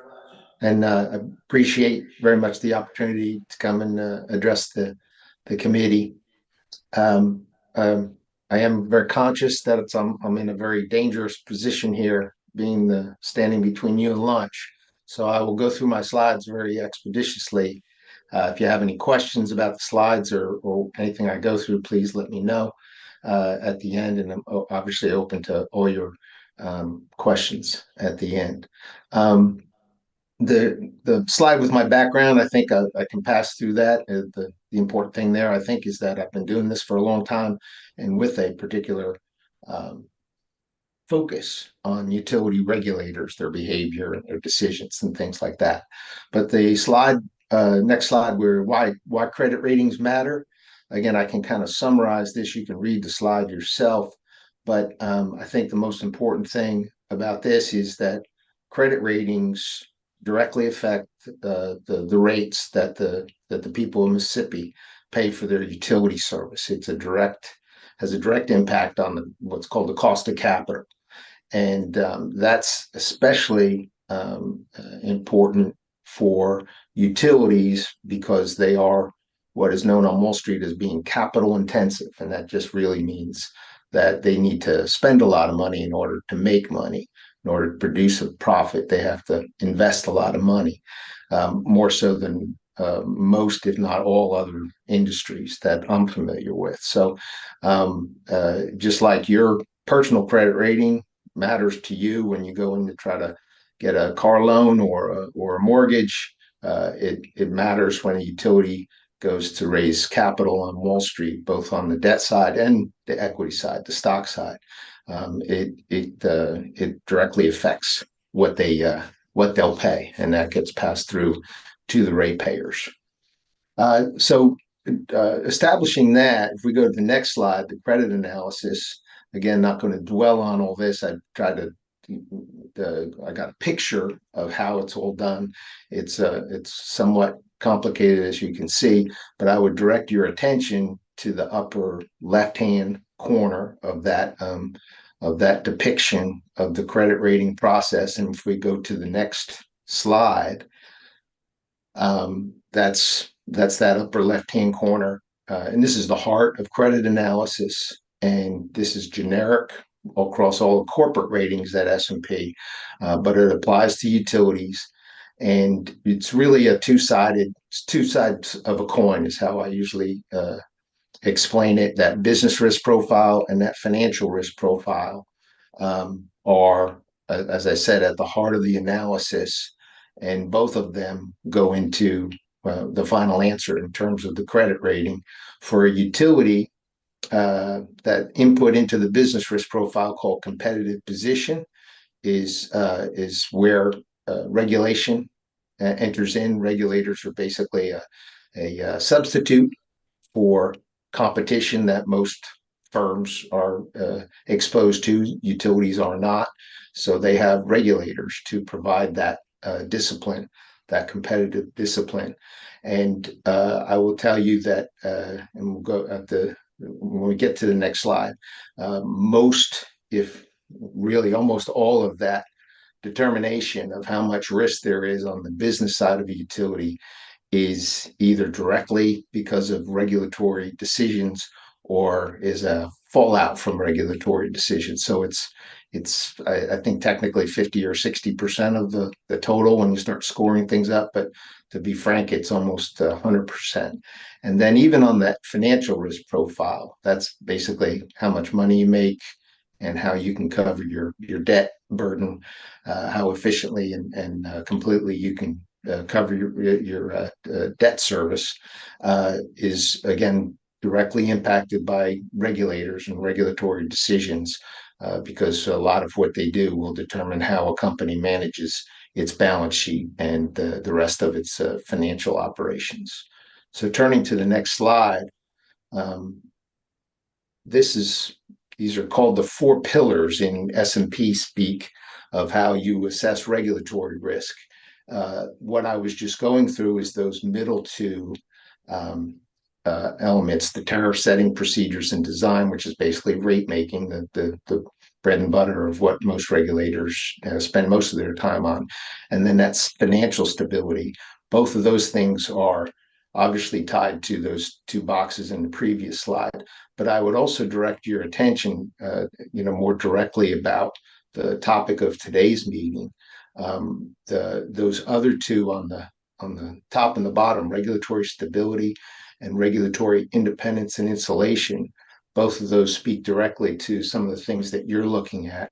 And I would be hard to stress enough how much they matter, as much or almost as much as, that day-to-day, regulation that goes into setting rates and other things that affect a utility. Anything that disturbs that stability and that predictability and consistency that investors and credit rating analysts look for, and anything that threatens that independence and that insulation from short-term kind of political influence, it would directly impact how much risk investors and rating agencies would attribute to a utility. And so going to the next slide, really, just to summarize all this, regulatory risk, credit ratings are important. Regulatory risk is very important to assessing the risk of a utility. And then that last point is really the long, or I don't really have it on the well, yeah, it is on the slide there on that final bullet point. What analysts look for when they're trying to assess overall risk, and especially that predictability and consistency kind of idea, is whether the regulator, and when I say regulator, I don't mean in our context, not just the PSC, but also the staff involved here, if they have a long-term horizon, because investors extend capital to utilities over a relatively long period of time, up to and including 30 years or more. Having that long-term horizon is important. And I think in the context of today's meeting, the fact that you have an independent staff in Mississippi that is not exposed to kind of shorter term considerations when they're making their recommendations is to the benefit of the ratepayers of Mississippi, because they can take that long-term view, and their independence is important to that. So with that, I will wrap up, and again, thank you for your attention, and open to any of your questions. Thank you, Mr. Shipman. Any questions by the committee members? So in your opinion, the current structure that Mississippi has provides regulatory stability and independence that regulators would like to see. Is that accurate? Yes. And is there anything that Mississippi could do better from a regulatory perspective? So that's a terrific question. I would be very circumspect about offering any specific recommendations to you today. I haven't really looked at it all that closely, and aren't prepared for anything like that. But I would just say that because of those, because investors value stability and predictability and consistency, like I've beaten that horse pretty good.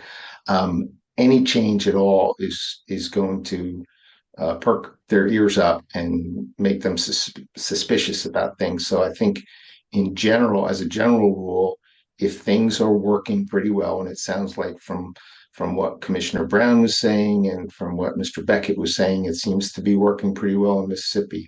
I personally, I would caution any changes at all unless everybody really understands why it's being done and what the consequences may be, because there are often unintended consequences with any changes and things like that. And it's an old adage about not taking fence down unless you understood why it was put up in the first place. I think applies here. If you have a system that seems to be working on behalf of the people in Mississippi, I would be very careful about making changes to it because it'll draw attention and could increase risk and therefore increase the costs to the utilities and therefore to the ratepayers at a time when they have to spend a lot of money to keep up with all of the demands that the current environment places on utilities in terms of spending money in order to serve ratepayers and to serve a lot of different public policy initiatives. Thank you. Senator McCon? Yeah, Todd, we appreciate you being here. I do have one question, and I don't know if you've been able to listen to you. Well, apparently you did. You heard Commissioner Brown's presentation, but my understanding is we're one of maybe 2, 3 states in the nation that has it structured as we have it currently structured. My question would be, based on the other, 47 states that we've got out there, what's the difference here? Is there a structure that's working better? And why are we so consistently pushing the one that we've got there when we're one of 3? Or are we just the leaders of the pack right now? I mean, that's the question I've got. Yes, I would say it sounded like from the presentations before me that it was done in response to specific circumstances in Mississippi. And again, if it's working, and a lot of these things, I would say from watching utility regulators and legislatures operate over the last 40 years or so, a lot of these things have to do with the local or the jurisdictional culture and things like that. So things that work up here in Massachusetts where I live wouldn't necessarily work for Mississippi and vice versa. And that's one of the real strengths of how utilities are regulated. It's not being done by some federal regulator who doesn't really understand the local situation and all. And so I think what was being referred to there was in terms of the 3 states or jurisdictions where the staff is nominally a separate agency or all it is a difference, but it doesn't, from my perspective, it doesn't really affect how most staff operate and behave in other jurisdictions. They all have a modicum of independence, and their charge, even if they're located underneath from a structural standpoint, underneath the commission, their charge is to be an independent and objective participant in rate cases and other important proceedings that are going on before the PSC. In almost all places that I know of, the staff does fulfill that role, whether they are, kind of nominally separate or not. They almost always have that charge officially, and that's probably more important from my perspective, from the perspective of an analyst following the regulators. More important of watching how the staff operates and what their commission is, what their remit is, so to speak, rather than structurally whether they're where they sit within state government. Thank you very much. And Mr. Shipman, we appreciate your time this morning. Thank you. You're very welcome. We're going to take a lunch break and come back at 1 p.m. where we'll be joined by former Arkansas Governor Asa Hutchinson and Commissioner Mike Chaney. See y'all at 1:30. I'm sorry. Thank you. 1:30 p.m.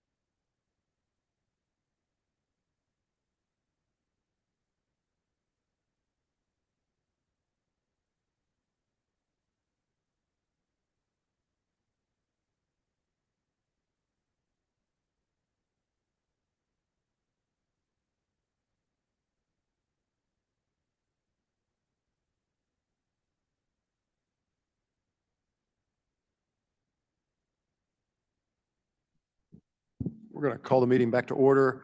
We apologize for the delay. We have with us today Governor Asa Hutchinson. Governor Hutchinson was governor of the state of Arkansas. He also served in the U.S. House of Representatives. He was a U.S. attorney and has many interesting facts about his background, including currently he is with the Kennedy School at Harvard as a fellow, and he is married to his wife, Susan. They have 4 children and 7 grandchildren. And he is here today to discuss some of the accomplishments he had while being governor of Arkansas. And at this time, I'd like to welcome Governor Hutchinson.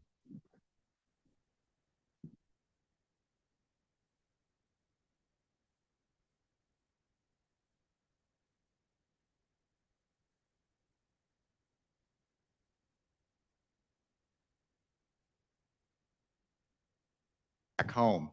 I want to thank you for the opportunity to appear today to discuss the transformation of state government that we did while I was governor in Arkansas. And I prefer the word transformation as the best description of what you want to do versus reorganization. And the reason is that reorganization sounds like you're shuffling the chairs on the deck versus actually accomplishing significant reform and changing how government is managed and delivers services. And so that's why I call it transformation of state government.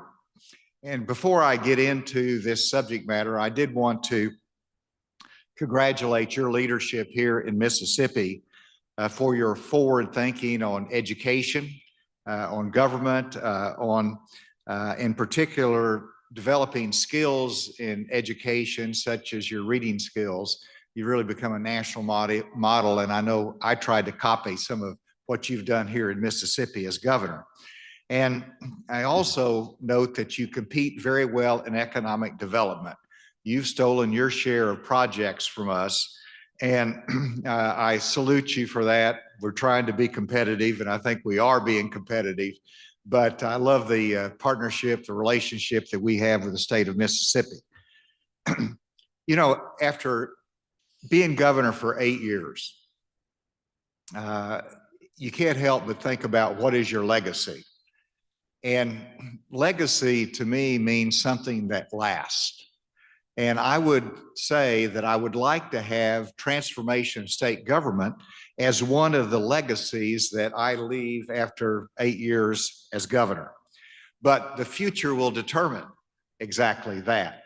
And I saw transformation of state government as a need when I first ran for office in 2014, sworn in 2015. But I set it as a longer term goal and said, we're going to lead to accomplish this in the second 4-year term that I have. And so we were able to set the stage for it and build a lot of support for it. Ultimately, what we're able to do is to change from 42 direct reports of cabinet level officials to the governor down to 15. 42 to 15. And as a result of that, the other point of success is that over 8 years, we reduced state government employment by 5,000. Now, that's an extraordinary number in my book, and I think we did well. And guess what? We didn't fire anyone. We didn't have anyone laid off. We just simply, over time, as if somebody left government service, they retired, I asked my cabinet officials, is this a position that is duplicative? Is this a position that we can do more with technology? How can we deliver that service? And we had a flexible hiring freeze for that purpose. And just over time and through those efficiencies, the result was a significant reduction in state employment and allowed our private sector to grow. And so I hope it's a legacy item we will see. But clearly it is the largest government reorganization that we've ever had in Arkansas, and it was successfully passed by the Arkansas General Assembly. Let me describe a little bit more in detail about the problem that we faced. And I want to say every state is different, and I recognize that. And the last thing I would ever do is come down and say, this is how Mississippi ought to do it. You've got your own structure, you've got your own unique challenges. So I'm just telling this as the story of how we did it in Arkansas, and maybe there's a couple jewels that you see that might be applicable and meaningful to you. So I'm not being presumptuous, so obviously you've got to figure your own path. But when I got elected governor, I had 42 different departments reporting to me, along with 200 boards and commissions. And that number varies because the number of boards and commissions varies every year. But that's an extraordinary reporting element, breadth of control that no CEO in the private sector would ever have. If my 42 department heads ask for 1 hour a week with me, that means that's 42 hours of the week that's shot. I don't get anything else done. So there was a great need for transformation of state government. And whenever you look at the federal level, which I have a breadth of experience in, the President of the United States has 14 cabinet level positions. Now, there's a lot of other reporting elements out there, independent agencies, but 14 sit in his cabinet room. And so I wanted to reduce it down to a more reasonable number, and we were able to do that down to 15. I set the goal, what we wanted to do, and it really was an 8-year process, but it was 2.5 years of specific action. And before we engaged in this, I studied the history of transformation of state government in the past. Governor Rockefeller of Arkansas tried to do government transformation. It didn't work. Governor Bumpers tried to do transformation, and he passed it through the legislature. And he did exactly what I was talking about doing, reducing his 44 departments down to, I think it was 13. He got it past the legislature, but subsequent legislatures dismantled it.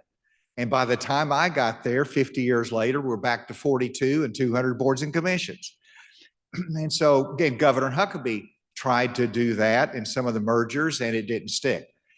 Why did it not stick? And I believe the reason is that it was not sufficiently legislatively driven, and it did not have legislative support that caused it to last longer term than simply one administration. And so you have to have that depth of support, and we tried to build that. I was also mindful of my own experience. After 9/11, President Bush asked me to go over and help set up the new Department of Homeland Security, the largest government reorganization since the Pentagon was created. It was 180,000 employees coming into a new department from 4 different cabinet agencies and over 20 different sub-agencies coming into a new department. It was a cultural change. And of course, the president said, you got to do this without any additional budget. And so I took that model actually and said, I think we can do this kind of transformation in state government. But I was mindful of that experience and the challenge that was ahead. And so I was not naive about it. The process that we set up, first of all, the legislature, my first term, passed a law that created a study on reducing the reporting cabinet level officials to the governor. And so they initiated it with a study that helped kick the ball and to educate legislators the importance of this as well. On the executive side, I created a transformation advisory board. And this is just an executive branch function. I asked legislators to serve on it. I had private sector. Michael Carroll, who's a CPA, I asked him to be chairman of it. And I had representatives from different agencies as a part of that.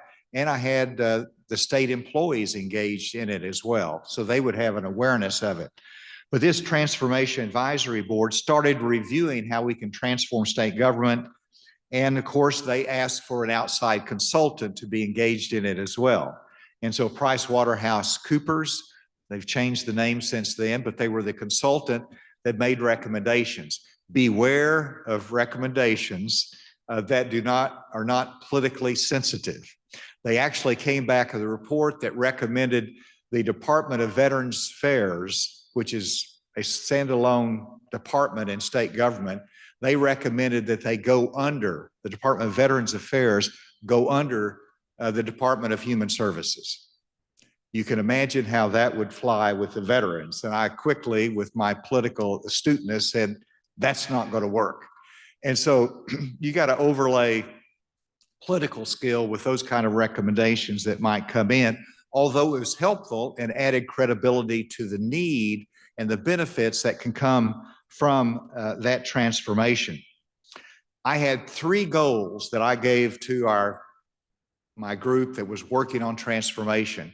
3 goals, and these are important. One is I wanted to improve the delivery of services to our customers. I've come from Bentonville, Sam Walton, customers are first.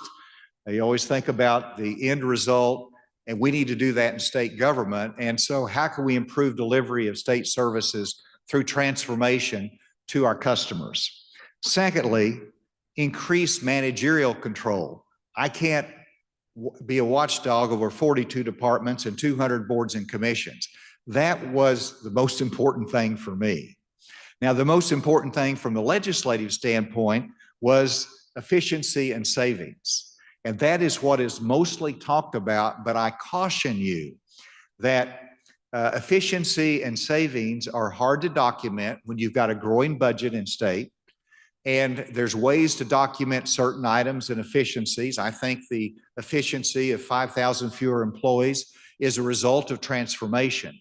But do not put all the focus on the savings side, because it's hard to make that case day in and day out.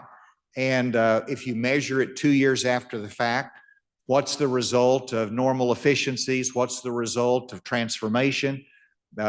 You've grown state government by 2% in your budget. How do you measure the savings? So it is a benefit, and efficiency is a benefit, but don't neglect the importance of the other 2, delivery of services and managerial control. And I assure you, as you'll see our outline, there's a lot of opportunity for improving services to the consumer. And from a managerial standpoint, I'll just tell you, I could have never got through the pandemic without the transformation. And our transformation was concluded by the legislature before the pandemic happened. And all of a sudden, I was able to work with my cabinet officials, 15 of them, as a think tank, as being with me in the room and working on tough issues together, and also holding them accountable for the job that had to be done. And so from my standpoint, it was a life-saving gift of the legislature to give me that transformation before the pandemic happened. And so they developed a plan, and it was presented to me, and guess what I did? I revised it and I put my mark on it, and I said, this is what will fly politically, this is what might not fly politically. And I want to hit a few highlights, and we'll get to the meat and bones of this now. And you have in front of you, I believe, transforming state government. And I think I outlined my plan and the purposes of it. And then I'm just going to hit some highlights as you go through this. First of all, the Department of Agriculture, I knew is very important to an ag state. So we kept their integrity. We wanted to make sure it was strong. It had its authority and had the support of the Farm Bureau, and we managed that in the right way. So the Department of Agriculture is a standalone agency. We did add the Natural Resources Commission to it. And so that's an efficiency. We moved one of our natural resources into the Department of Agriculture. So we strengthened agriculture and the role that they played. The Department of Commerce was a very important initiative, and probably the hardest to pull off, because within that we pulled in aeronautics, workforce services, skills development, the Economic Development Commission, but the tough ones were securities, insurance, and the Banking Commission, because obviously securities, insurance, and banking are very important to those industries, and they like to be engaged with them and love their independence. And so we had to negotiate that to bring them into commerce. And one of the questions you might ask is, well, what changes the legislature made? And we had to give on, and that was we assured the independence of the regulatory environment in banking, securities, and insurance. They had their independent regulatory authority, but when it came to efficiencies, when it came to human resources and IT, they had to be part of the Department of Commerce, where we can gain some efficiencies. And the legislature was careful to say they had to consult with the Department of Commerce before they made some of those managerial type changes. So that was a little bit of a compromise, but it was really important to bring them all within the Department of Commerce. And I think it enhanced their capability in all those areas. The Department of Corrections was obviously important. We added the Community Corrections, the State Parole Board, and the Detention Review Committee, which were all separate entities prior to our reorganization. Parks, Heritage, and Tourism is fairly self-explanatory, but we had a separate Department of Parks, and we brought in Heritage as well. So that's a combination of agencies within that, and there's a commonality between Parks, Heritage, obviously, and Tourism, but that's a great alignment that works well. Education, we had K through 12 education, and then we had our pre-K education over in Human Services, not a part of the Department of Education.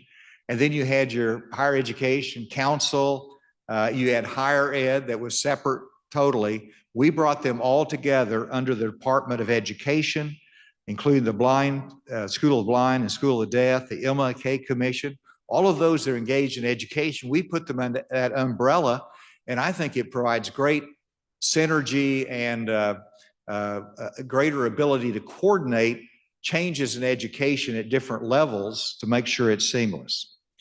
The Department of Energy and Environment, we had the separate Oil and Gas Commission, and we had a separate regulatory environment of environmental quality. Well, we combined energy and environment together. I think it's a good fit. They agreed with that. And so that's one of the agencies. Department of Finance is the same. That's a critical agency for me because it controls the budget, the money, that makes all the recommendations to us financially. And they had within Department of Finance, when I became governor, they had human resources, Office of Personnel that governed all of state government. They had the IT, they had the audit functions within the Department of Finance. And so we moved them out of finance. So we actually shrunk the Department of Finance to make them a collection agency, a budget agency, the mission of making sure our finances are in order.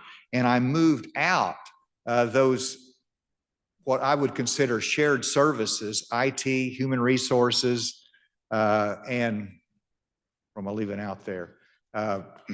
Some of those over to our shared services that I'll get to in just a minute. Department of Health, and this is where if you don't see our total organizational chart, and there's another one that you might have, I don't know if you have that or not, but we have our 200 boards and commissions, and what do you do with those?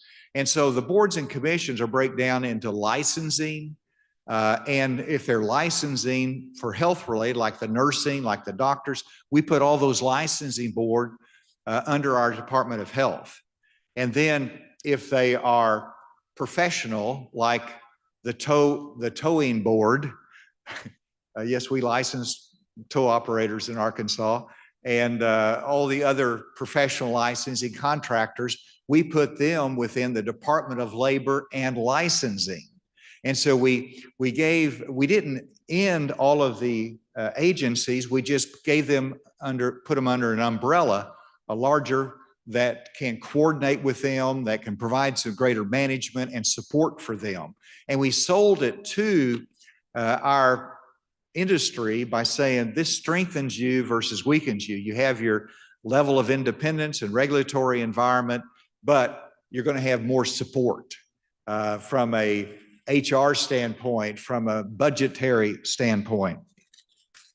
So that's how we did the Department of Health, and we put the Surgeon General there, a couple other different agencies, Minority Health Commission, all under the Department of Health.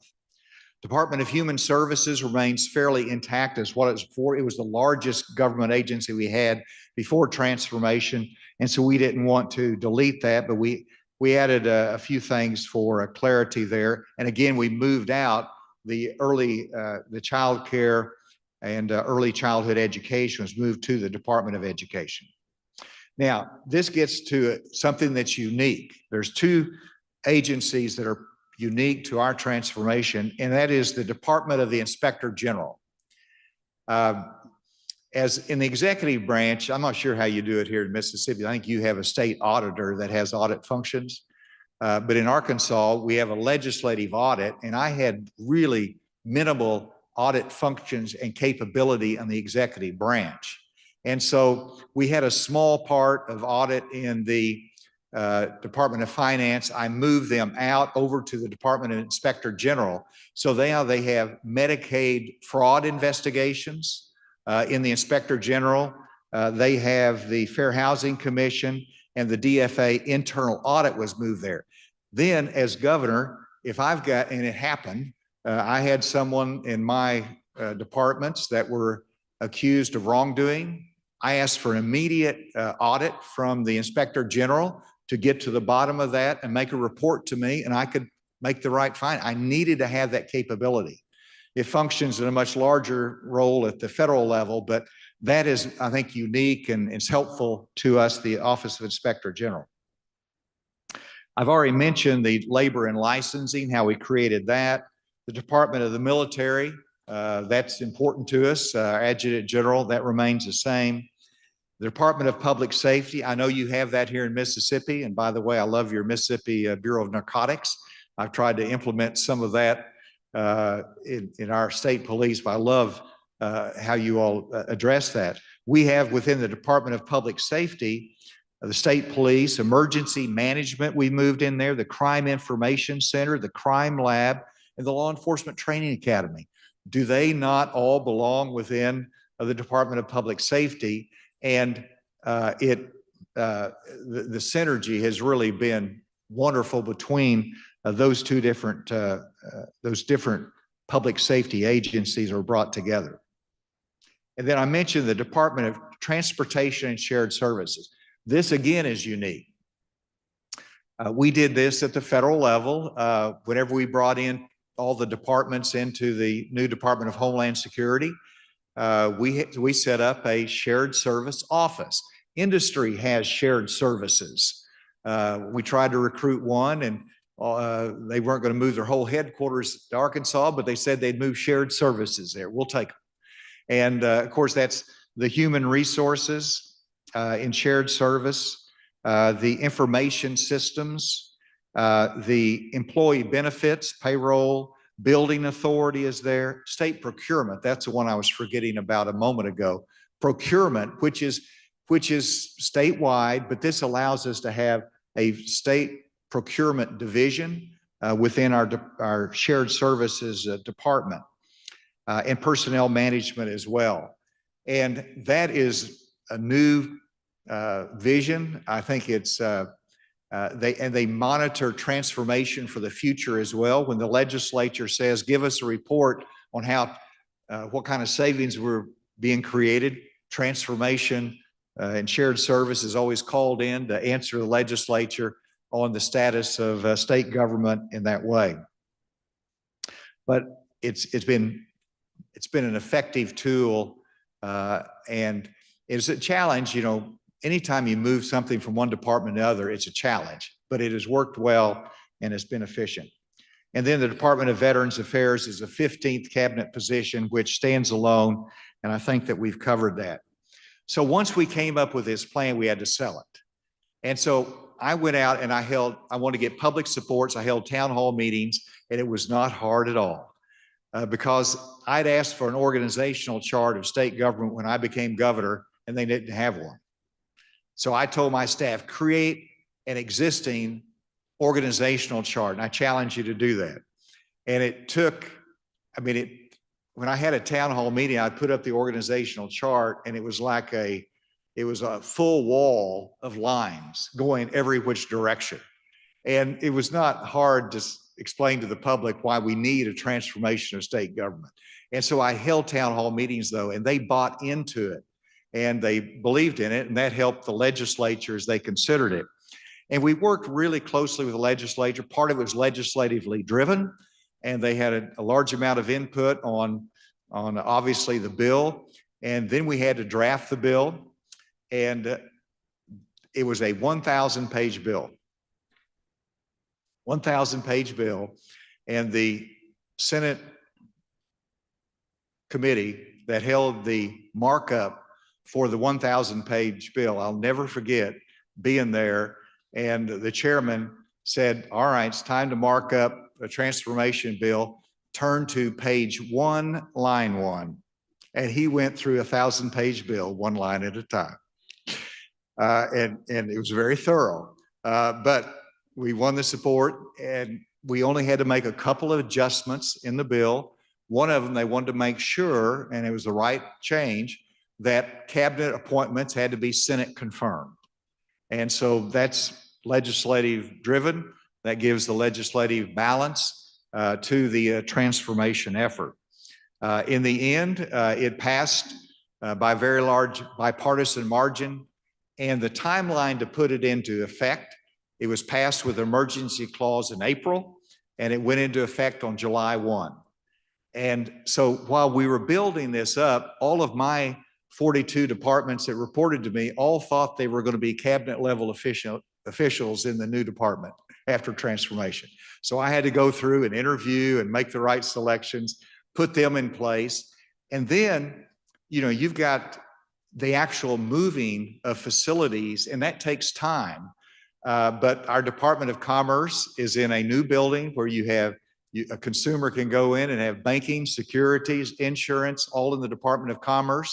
They can go to the the Division of Aeronautics.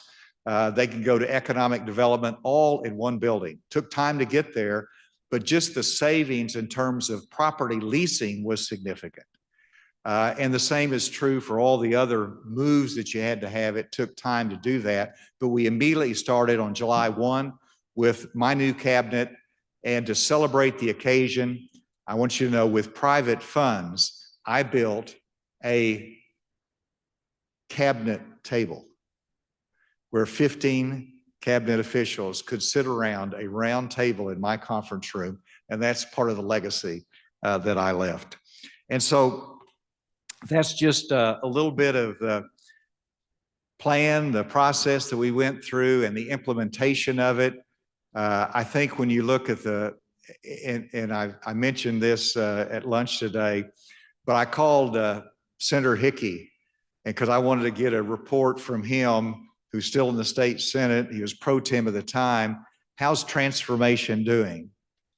And he thought for a second, and he said, well, ACE is just really under the radar. And I said, that's the best answer I could ever have. That means nobody's trying to dismantle it. They're accepting it as the way we do business in government today. And I'm hopeful that it'll be a lasting impact, and I think that it will. And I know that you'll do it the way that works best for Mississippi, but I think the key focus will, again, is on services to the consumers, to our taxpayers, efficiencies. And whenever you look at our IT functions as well, I guarantee you, when you have the Department of Transformation and Shared Services, if you want to streamline our online services to the taxpayers in their access to state services, that's the agency that can drive that and help make that happen. So with that, Mr. Chairman, I'll turn it back to you, and I'm really grateful for the opportunity today. Thank you. We're grateful that you came down here today. I know it's a long day for you, but we greatly appreciate the information and the example you said in Arkansas. Questions by committee members?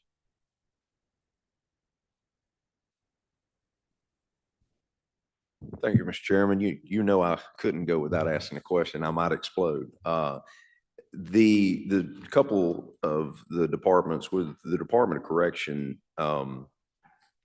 with the parole board underneath the Department of Correction, is there any autonomy with the parole board? Do they still hold that position?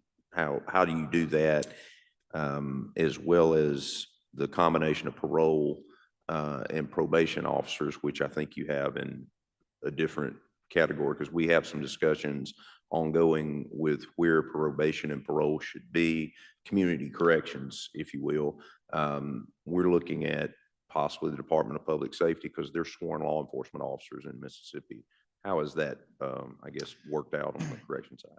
Well, the answer is yes, the parole board still has their direct appointments by the governor to be on the parole board. They have their statutory responsibilities and how it's governed. And so they operate in that fashion. They are part of they're part of, where'd you see them? I saw them in At Public Safety? you public said? safety. I believe that's correct. Yes. Okay, so again, you've got the Secretary of Public Safety that would really be a reporting element, but it would be primarily on what resources you need, your IT functions, it's those. So yeah, there's a level of independence, just like in banking. Just because you're under a department, it's more of a reporting element and a supervisory element, but not in terms of the detail of their day-to-day work. And on the community corrections, which we have our Department of Corrections and Community Correction, and we've swapped them back and forth so many times. Sometimes Community Corrections is a part of it. Community Corrections, of course, has the parole officers and probation officers. But I think the best is whenever they're all within that same department. And then the Department of Parks, Heritage and Tourism, a few years back, we had looked a little bit at something along those lines. Do you know, have you seen an uptick in tourism once you put these things together? There's certainly been an uptick in tourism in Arkansas, and I don't know, quite frankly, how much I can attribute that to the transformation effort, but I would say that Department of Heritage, which handles our museums, our cultural centers in Arkansas, they had their own advertising budget. And then you had Department of Parks and Tourism over here that had their separate advertising budgets. So it does allow you to, and I think they have effectively more managed their public marketing to make sure both messages get out, but they're the right message and they're not counter intuitive to each other. So I think it has been very helpful. Quite frankly, I mean, the Parks and Tourism, they had a well-established board that has been there a long time. They weren't too excited about having Heritage a part of them, but they get over it. I mean, I think they realized they're actually broadening their areas of responsibility, and it allowed us to diminish some of the other advisory boards whenever we did that. Thank you, Governor. Thank you for coming to be with us. Thank you. Senator Blunt? Thank you, Mr. Chairman. Thank you, Governor, for coming to Mississippi. My question relates to licensure boards. I know in the case of, I know I'm just learning this, but in the case of those under the Department of Health, you've got psychologists, counselors, chiropractors, all that sort of stuff. And then over at labor and licensing, you have the other professions, I guess, that are not health related, real estate agents, barbers, interior designers, home inspectors, all those things. How does that work in terms of the mechanics of issuing licenses versus the regulatory boards that are professional in nature that would regulate nurses or barbers or real estate agents or counselors? How come all those aren't in the same place? How independent are what tasks are carried out by the Department of Health or the Department of Labor and Licensing, and what tasks are carried out by the professionals in that profession that are licensed by these two departments? All of the licensing is done based upon the legislative mandate to that licensing board. The board would make the decision on licensing. It is not impacted at all by who is the Secretary of Labor and Licensing. The impact is making sure that, I mean, you have some boards that have one staff person. They might be literally working out of their home. And as governor, I never saw them, never wanted to see them particularly. But the Secretary of Labor and Licensing knows that you need more support or you're not showing up. And in fact, we had a staff person for a particular board that never went to work. Well, I never knew that, but we found that out. So it's all about it's a support from a logistics, IT support that they need. There's physical location. We did try to move more of them into a central location because that's where you can have more efficiency when they're all in one location versus scattered all around. And where was that location? We had an existing location for the Department of Labor, and they actually moved into a building that the old old economic development left. They had new Department of Commerce, so it was just another government building. They didn't have to move to have a larger environment, but it is perfect for where you have multiple licensing agencies there. One big building near the Capitol, in other words. I'm sorry, what? One big building near the Capitol, where all these folks were. I think he means used government buildings, though, to house them. They didn't lease their own space from private individuals. Yeah. Yes, that is correct. Government buildings. And it was very near your Capitol building and your other major state agencies. Yes. Okay. Yes. Okay. Thank you. Senator Norwood.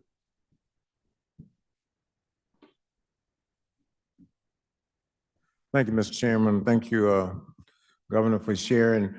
Looking at the proposed, the plan where the agencies were consolidated, the transformation of state government. You mentioned about the proposal by 21, the proposed saving would be realized. Do you have any data on what your projection was and where you are in terms of, where the state is now in terms of reaching that projected savings? I was careful not to project a specific number. If we did, it was very modest. And it was looking at savings of rent was a large part of the savings, and savings of personnel. Again, nobody was fired, but over time we did save personnel. So the savings is in those areas of personnel, which we reduced state government employment by 5,000, part of that attributable to transformation. And then and of course, the property savings that you would have, and whenever you're looking at shared services on IT and other things like that, there's some savings. But I was careful not to put a number with it as to a projection, because I wanted to make sure they understood the importance beyond the savings and efficiencies that would be achieved. And again, I called Senator Hickey today. I was sort of trying to get an idea, and I think they've stopped trying to measure it because it's almost impossible to measure. Once, it's like the Department of Homeland Security. How in the world can the budget goes up, personnel goes up in that department. How do you measure the impact of the new Department of Homeland Security? Is because we're safer today. And we have a better protection from terrorist attack. I think we're delivering services better. I think we have certainly better managerial control, and you can look at savings and efficiencies as well. Thank you, Governor. Senator McCon. Thank you. Thank you, Governor, for being here. Thank you, Mr. Chairman. I've got several questions here, and Senator Sparks is just getting warmed up. I got warmed up earlier today in the beginning of these hearings, and we had some discussions from the Public Service Commission. One of those is the threat that anything that we change is going to change the credit ratings. Did you see any kind of change with regard to your Public Service Commission going under this new structure? Did you see any kind of unintended consequences just from that area? The answer is no. And of course, the then chairman of the Public Service Commission, they were fully aware of this transformation. And here again, that puts them within the energy and environment, which is a good fit for them, but they're an independent agency. And the fact is, there's some independent agencies, they're just not, they're so independent, there's not a particularly good fit for them, but I think that was. The governor still appoints the PSC commissioners. I know they're elected here in Mississippi, but absolutely it did not change their statutory responsibility, their rate-making authority. It is never, would never be examined by the secretary of the department. Okay. You brought up the appointment process. Are these appointed for the tenure of the governor? Are they on 4-year appointments, 6-year appointments, being the cabinet levels? What did you set up? On the PSC? Well, just in general, just upon your new restructuring, your cabinet heads, are you looking at? Oh, the cabinet heads serve at the pleasure of the governor. Okay. And, you know, so when a new governor came in, she probably kept about half of them and got rid of half of them, which was absolutely her prerogative. And so they serve at the pleasure of the governor. But your other appointments within those different cabinets, you know, just any of your other commissions or agencies, they essentially kept the same term, like if they were on a 4-year or a 6-year term under that, you didn't really change any of that. No, You just moved the not. whole agency under it. Exactly. No changes. Purview, and I'm gonna go ahead and do a little preemption here. I look and I see that y'all have 2, 4, 6, 8 elected statewide officials in Arkansas right now, 7, and we have 8 here. Of course, y'all have a land commissioner, and we don't really have the land commissioner here. But you still have auditor, treasurer, attorney general, secretary of state, lieutenant governor, and governor. This is a multi-part question, but we're going to start with just your inspector general. You moved the auditor's office as a statewide elected official. That's not under your inspector general. So it's still operating separately from your inspector general. Is that right? That's correct. But our state auditor does not have audit functions. Okay. Our audit functions are legislative audit, which is within the control of the legislative body, and they actually audit the University of Arkansas. They audit the governor, audit everything. Gotcha. And so it's a unique system. And so our audit functions within the inspector general is very modest. It's a small staff that we transferred from the Department of Finance over there, but it still gives us some internal audit capacity for the situations I mentioned. So let me ask you this, your ag commissioner, is that an appointed or elected position over there? Secretary of Agriculture is appointed by the governor, just a cabinet official. Just always been that way? And you just, Actually, well, it's since it was created, but our Department of Agriculture, I think we were one of the last states to create a Department of Agriculture because the Farm Bureau opposed it. They thought they were the state Department of Agriculture. And so, but, you know, before I became governor, long before, they created the Department of Agriculture, and Farm Bureau supported it. So it's been there, and we just made some adjustments to it and worked closely with the Farm Bureau on it. and I guess my other question would be your forest, and I have to admit, I get to chair forestry here.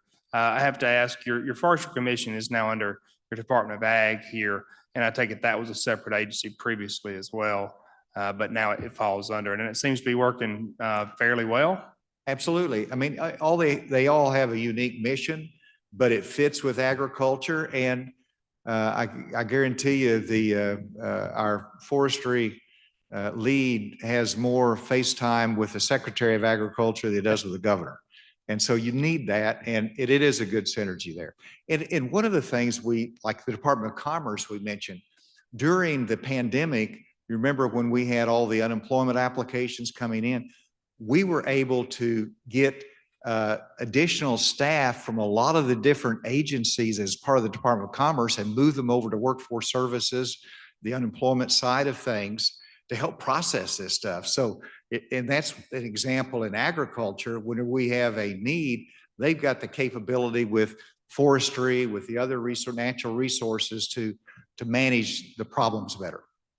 My last question is this. I very much despise hearing just pass it and we'll fix it next year. So tell me, since you passed this, have you seen revisions that have had to take place, or do you feel like y'all got it right the first time? There's been no revisions or any significant revisions at all in the plan that you see right here. You know, there's always sometimes a new board or commission that's created that would be placed, you know, within this structure, but there's been no changes. Well, we appreciate you coming, Governor. Thank you. Thank you. In law enforcement, we've had some discussion about different agencies that have individuals who have law enforcement powers. Did you move all of those under DPS? Or did say, what would be the revenue department or the agriculture department, would they have their own separate law enforcement officers? It's a good question. Including wildlife, fisheries, and parks, or wildlife? So,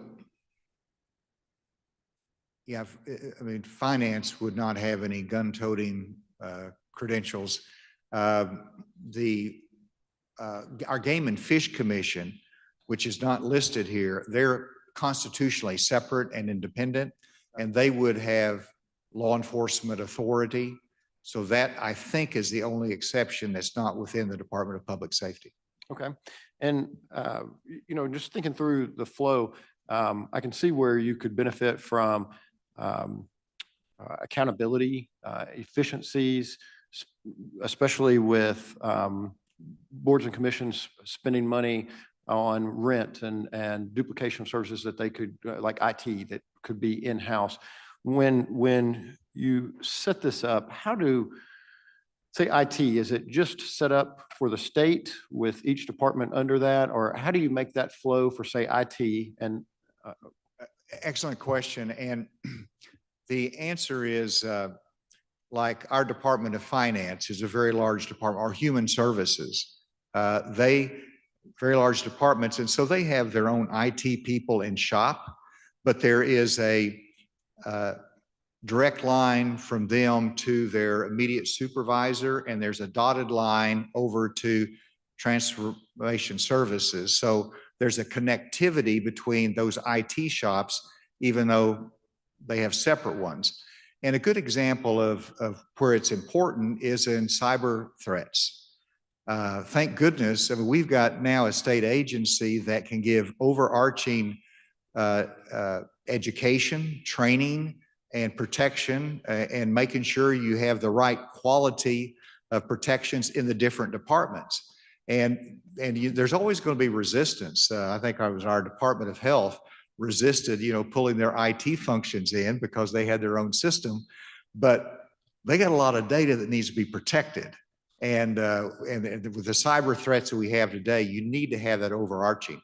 But so there's dual reporting requirements on shared services, on IT, on personnel from the different departments to the shared services. And when you have, I guess, a combination of agencies and boards that have autonomy in some regards, but I think part of your goal is to have a cabinet member that you can communicate with as a conduit between you and the multiple other agencies and boards. How is that flow set up for them to communicate? You know, if a board, say a medical licensure board, very independent, communicating with the Department of Health, not necessarily for direction on how they should operate the board, but communication for you to get information in that flow. And that may be a bad example, but if you think of a better one, I welcome it. No, it's a good example. And like my office would get complaints, would get inquiries, and I would go to my Secretary of Labor and Licensing and saying, I want to know what fees are being charged, and are they raising the fee, and why are they? And that's one of the things. If they're going to raise a fee, they do have to make sure that's approved up the chain. So there's a little bit more control there whenever the legislature is giving them flexibility on that. And so that works pretty well, the communication flow. Now, we all know there's resistance. I mean, these licensing boards, particularly whenever they have their own funds built up through their licensing fees, and they got their kitty there. And what I think is important, and the benefit of this reorganization, is that I can say, find out what they want to raise their fee, but yet they've got $20 million in the bank.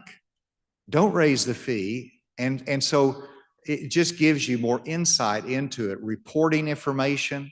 And there is a resistance, whenever, one of the licensing boards has got because they got a lot of money, they got a nice little headquarters there, got a nice little staff. They don't want to cooperate necessarily, but it's just about, you got to do it. And as long as the legislature supports it, we can get it done. And so then with the appropriations, you would have a mix of special funds and then general funds, I would assume, and other federal funds, whatever it may be.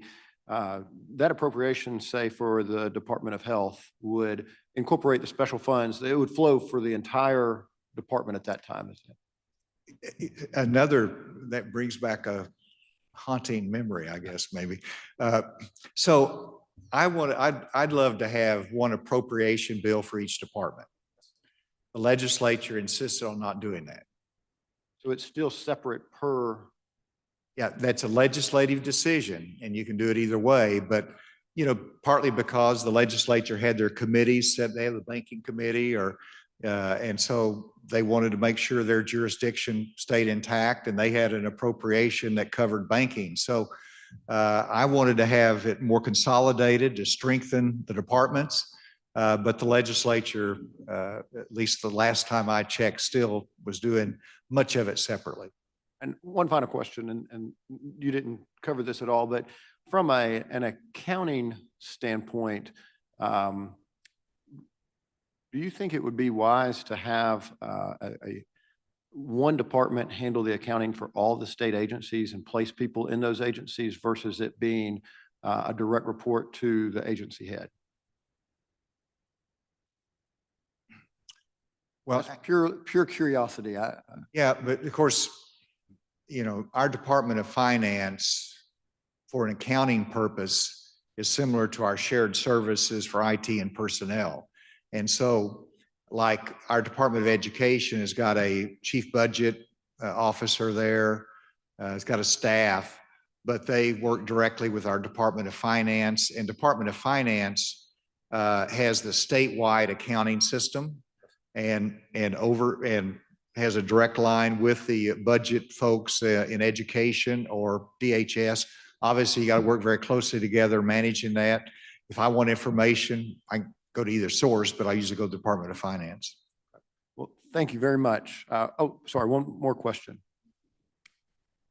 Thank you, Mr. Chairman. Governor, you had mentioned ITS a couple different times and shared services.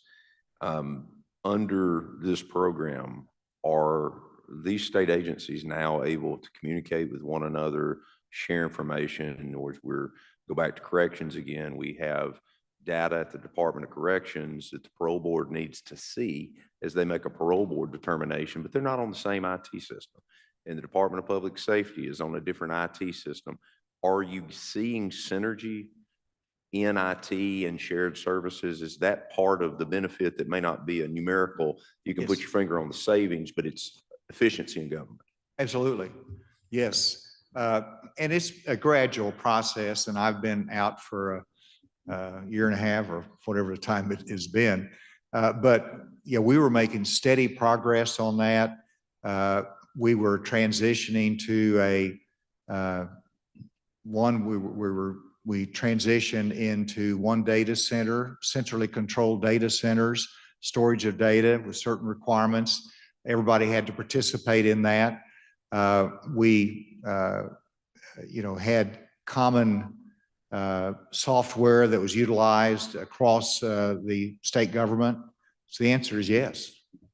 And then finally, I noticed the Public Defender Commission is a independent, I know there's a couple of constitutionally separate, but is that the office of the public defender? Is that actually Arkansas's version of how they deliver public defender services? Or is that a commission that kind of looks at how public defense is being processed?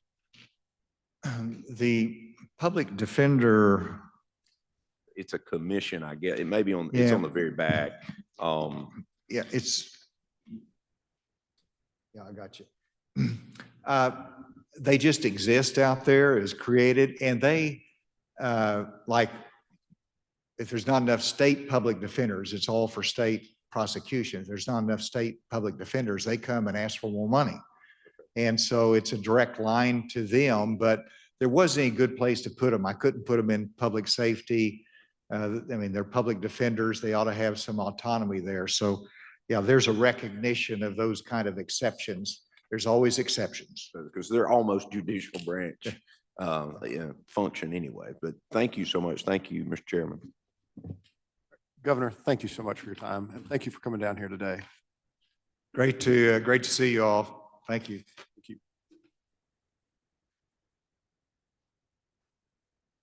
All right, next up, we'll have Commissioner Mike Chaney doing what very few elected people will ever do.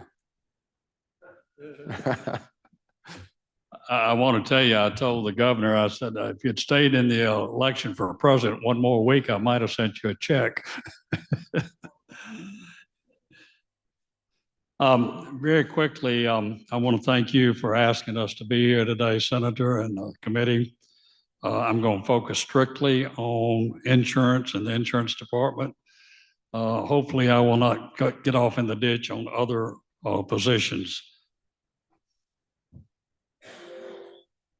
So I'm going to give you a little background about the Department of Insurance.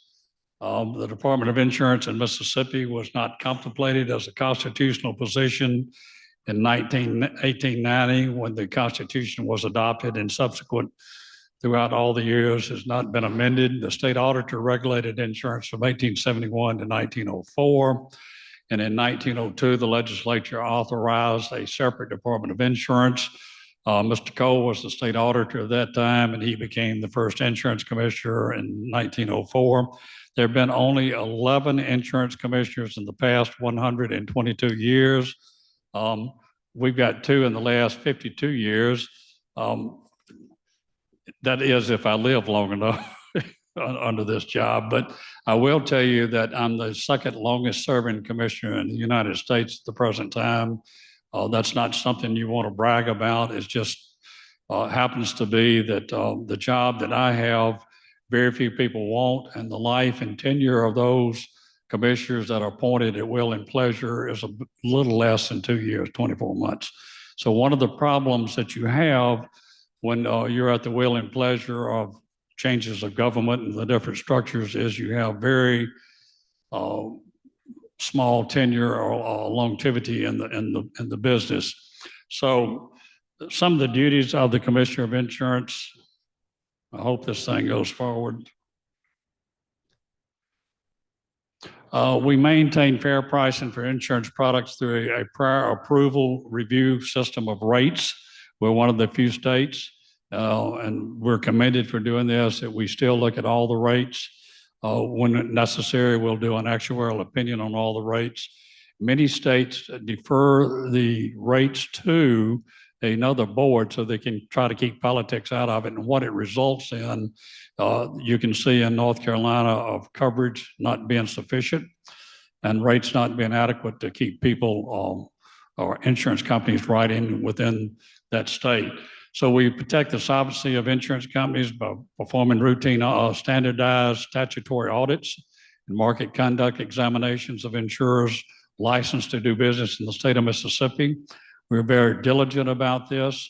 We haven't faced some of the storms that other states have had because we've been very very strict about who we will let have a license in our state. And that's because, and I will say this because the Deputy Commissioner Browning is here, when he headed that department, we were proclaimed the best examination department in the country. We have what we call a 5-star rating as being certified. So you can read all of this. We passed this out before. We prevent unfair trade practices by insurance companies. That means we also, I didn't dwell real deep on this, but you have unfair trade practices in paying claims. The chairman who's here understands that about roofing and roofs. That's a nightmare for us at the department, but we handle it. We ensure availability of insurance coverage to those licensing of companies and agents and brokers. And yet right on down the line, I serve as the state fire marshal to promote and develop ways and means of protecting life and property from fire and related perils through direct actions in coordination with the Mississippi Fire and Law Enforcement Services. And not on this chart, but we also are responsible for first responders and catastrophic events. I normally delegate that authority to the Chief Deputy Fire Marshal and to MEMA and the Highway Patrol. We have a working agreement with the Director of Public Safety to regulate our folks. We're kind of an outlier, and that goes to the core of some of the questions you've already asked, Governor Hutchinson. We enforce elevators, conveyance mechanisms. That includes escalators at airports. And yes, we have shut some airports down for a day on escalators, which get their attention real quick. And companies that install, repair, maintain, or inspect commercial elevators, dumbwaiters, escalators, moving sidewalks, wheelchair lifts, platform lifts. We also cover bail agents, which is not on here. We cover things like Lyft and Uber on licensing, and smoke and fire alarms that are installed by professionals we regulate also. We also regulate cameras to some degree. I've tried to be very gentle with that and let the Highway Patrol worry about it, not us, but we do regulate them. So these give you a little idea of what we do. I think the second bullet point is one that's extremely important. We issue over 799,000 licenses. Actually, it's 799,914. If you look on our sheet, we couldn't stretch it to get to 800,000, but you'll remember that number. We handle over 12,000 complaints annually, which results in an average of $10 million each year being returned to consumers. It doesn't go through any legislative body. It's returned direct to them. We review over 8,000 rate filings annually. We collect over 38 million in fees over and above what's collected at the Tax Commission. We are a general fund agency. In 2016, the legislature did a sweep. We were a special fund agency. They took that ability away from us to be special funds. In other words, we generated what we spent and made us a general fund agency. We're the only agency left out of that sweep that's totally general fund today. It's hard to say to your State Fire Academy director, you got to raise rates, and when we don't get the money, it goes straight to the treasurer. And that means that sometimes we cannot service people that want to come in and use the State Fire Academy. And we train people like ExxonMobil, Shell, and several large industrial companies that we charge for, and they do pay us. And we're into a lot of other things that just normally it's mundane to the press, but it's important to the transmission of things like CO2. CO2 is a deadly gas if it stays on the ground, and we got a lot of it in Madison County and throughout South Mississippi. If it's not regulated correctly, you got a leak, you'll have a lot of people that suffocate. So there are a lot of things that we just don't talk about that we do. We review over 1,000 complex transactions annually. That includes reinsurance agreements, investment agreements, holding company filings, change of control filings, dividend requests, et cetera. We have to have special knowledge in something called the Affordable Care Act. We also call that the Patient Protection Affordable Care Act. We deal in artificial intelligence. I spent my noon hour from 12 to 1 o'clock listening to a webinar on AI and how that data is used and how it will affect consumers down the road. These are things that you normally will not hear about. But if you're a consumer, you've got to be concerned about somebody knows my data and they're going to raise my insurance rates. So you've got to understand that catastrophic models. when you deal with hurricanes and all the other issues that we have. You've got to understand models and how they work. Cybersecurity is a big deal. We don't talk about cybersecurity a lot publicly. Commissioner Browning and I will make a presentation to the FBI intelligence community and the Engineering Research and Development Center in Vicksburg on November the 12th. It's a closed meeting. We are highly sophisticated on how you enter into our systems because of the data that we have. You heard Governor Hutchinson say that their IT divisions had sensitivity about data that was held by the Department of Human Services. Can you imagine what happens if somebody got data about insurance companies that would affect their stock? So we have a fiduciary responsibility, not only to the corporation, but to the state to protect that data. Data privacy in insurance is extremely important. What you do in your car, you may say, oh yeah, I'll take that if it reduces my rate, called telematics. That affects your ability to get affordable insurance. People use that data and a computer will rate you and raise your rates when it's not justified. We're very sensitive to that. Tag readers, that's a hot topic. That's regulated by the Department of Public Safety.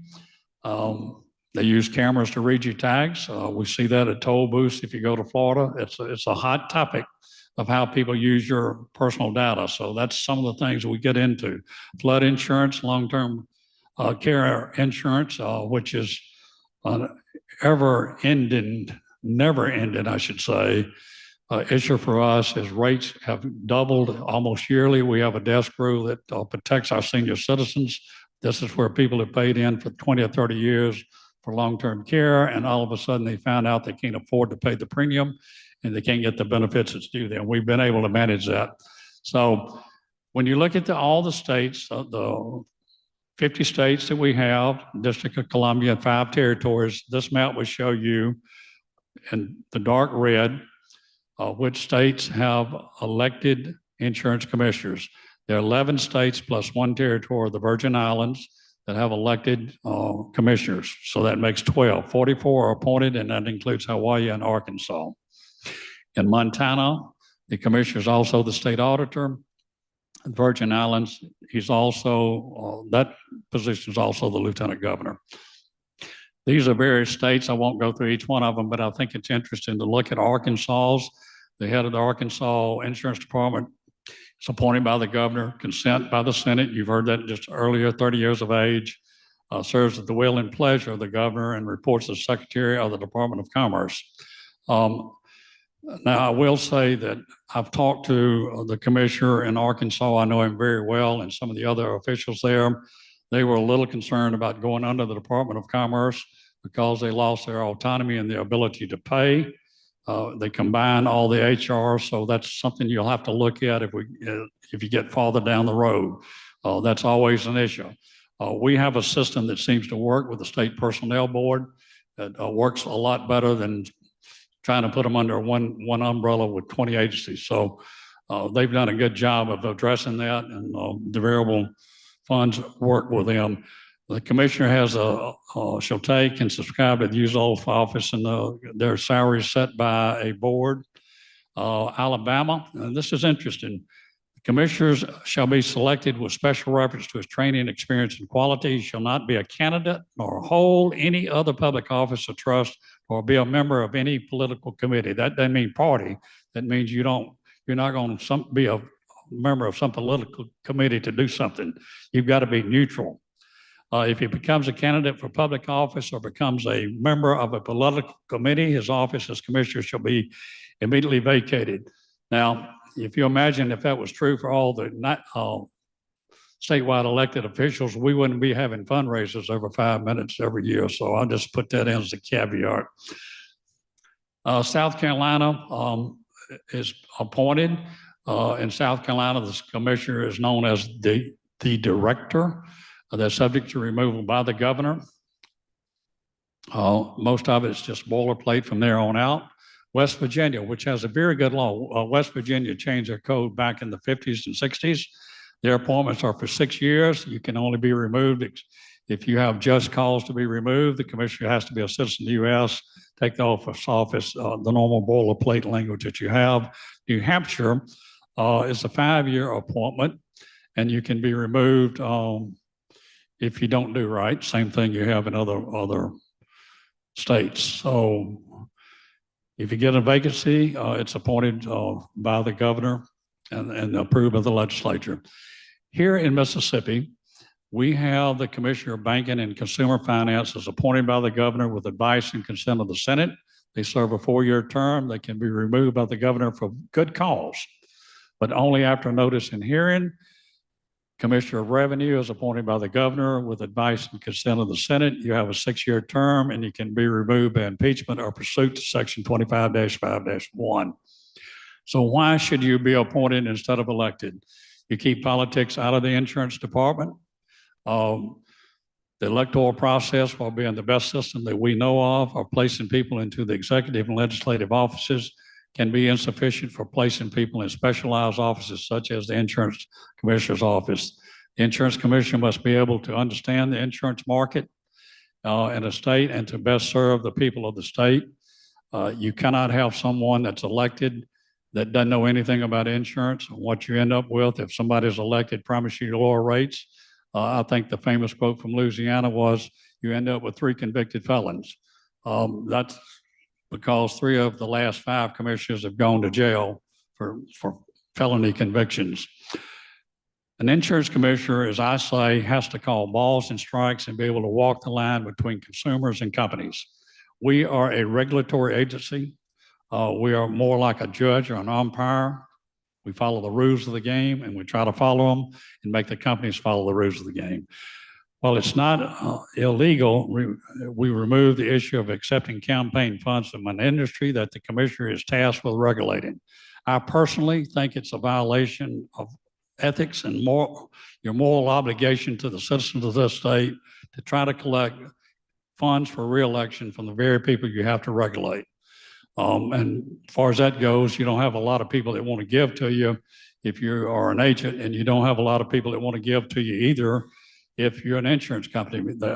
If you don't give them what they want, they're not going to contribute to your campaign. So I don't let that bother me either way. I just think that it's hard to accept money from somebody you got to regulate. It's a little different in the legislative process because you have such a broad responsibility. What we're proposing is that this job be appointed by the governor with advice and consent of the Senate. It would be effective July 1 of this next year, and each term thereafter would be 4 or 6 years as determined by the legislature. The current commissioner's term would expire January 4 of 2028. That would be my office, as I am now, and if the office is vacated by the current commissioner, the governor shall appoint a successor with advice and consent of the Senate again to serve the remainder of the appointed term until June 30th, 2029. And let me tell you why we picked an off year. It gives the governor a year to understand what's going on in his office. And unless you've been like the governor of Arkansas around, when you're first elected as governor, it's chaos with all the appointments that you have to do. We try to have a year and 6 months so you knew who was there. It would give you time to evaluate. You have to have the advice and consent of the Senate, and it just kind of works well with all the timelines that we have for appointments and having experienced people. It also gives the new governor a chance, if they're not there for more than 4 years, to look at an appointment. You have the minimum age, we'd raise it to 30. Educational and experience requirements would be boilerplate, but you'd have to know something about the industry. You would require due process immediately prior to removal from office. And that's basically it. I'd be happy to take any questions, Mr. Chairman. We did give you some related material that came out of the Insurance Journal that related to Florida in 2020. There was a move by certain special interest groups to make the Florida Commissioner of Insurance an elected position simply because they liked the assignment of benefits, which resulted in the highest rates in the United States. That was soundly defeated, thank goodness, by the legislature. But there was an attempt to do that in Florida in 2023. Senator Kirk Talbot, which many of you know in Louisiana, graduate of the University of Mississippi, proposed that the commissioner in Louisiana be elected. I've got a copy of his bill and what we've given you, and we've also had the article from the Insurance Journal. With that, Mr. Chairman, that concludes our remarks. We'd be happy to take any questions. Thank you, Commissioner.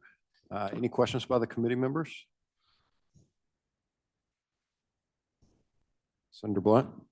Thank you, Mr. Chairman. Commissioner, you said earlier in your remarks about the turnover that is common in states where the commissioner is appointed versus how long you've been doing a good job over there. And could you speak to that in light of your recommendation? So what happens in those states where you have a turnover, it's usually a political favor to make the position of Commissioner of Insurance an appointed position, and they use that to put on their resume to move on to an insurance company. You know, the insurance commissioners in the states are not highly paid individuals. You can go from the job as commissioner to private industry and probably make 10 times what you make as a statewide appointed or elected official. A good case in point, my job used to make $90,000 a year, has been making that from 2003 up until this year. You can hire agents today coming out of college, usually start out at anywhere from 80 to 115,000 a year, risk management schools. A lot of the kids that we saw at the University of Mississippi and at Mississippi State when we do these seminars on my days, one of them, my wife taught's making well over $250,000 a year, and he's 30 years old. They don't want to be a commissioner very long, is what I'm saying to you, Senator Blunt.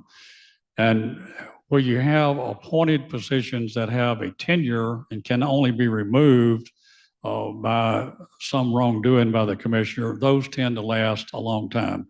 My good friend, Commissioner Ridley in Alabama, was the longest serving appointed commissioner in the United States. He was reappointed by 3 different governors, just a wonderful guy, but he didn't need the money.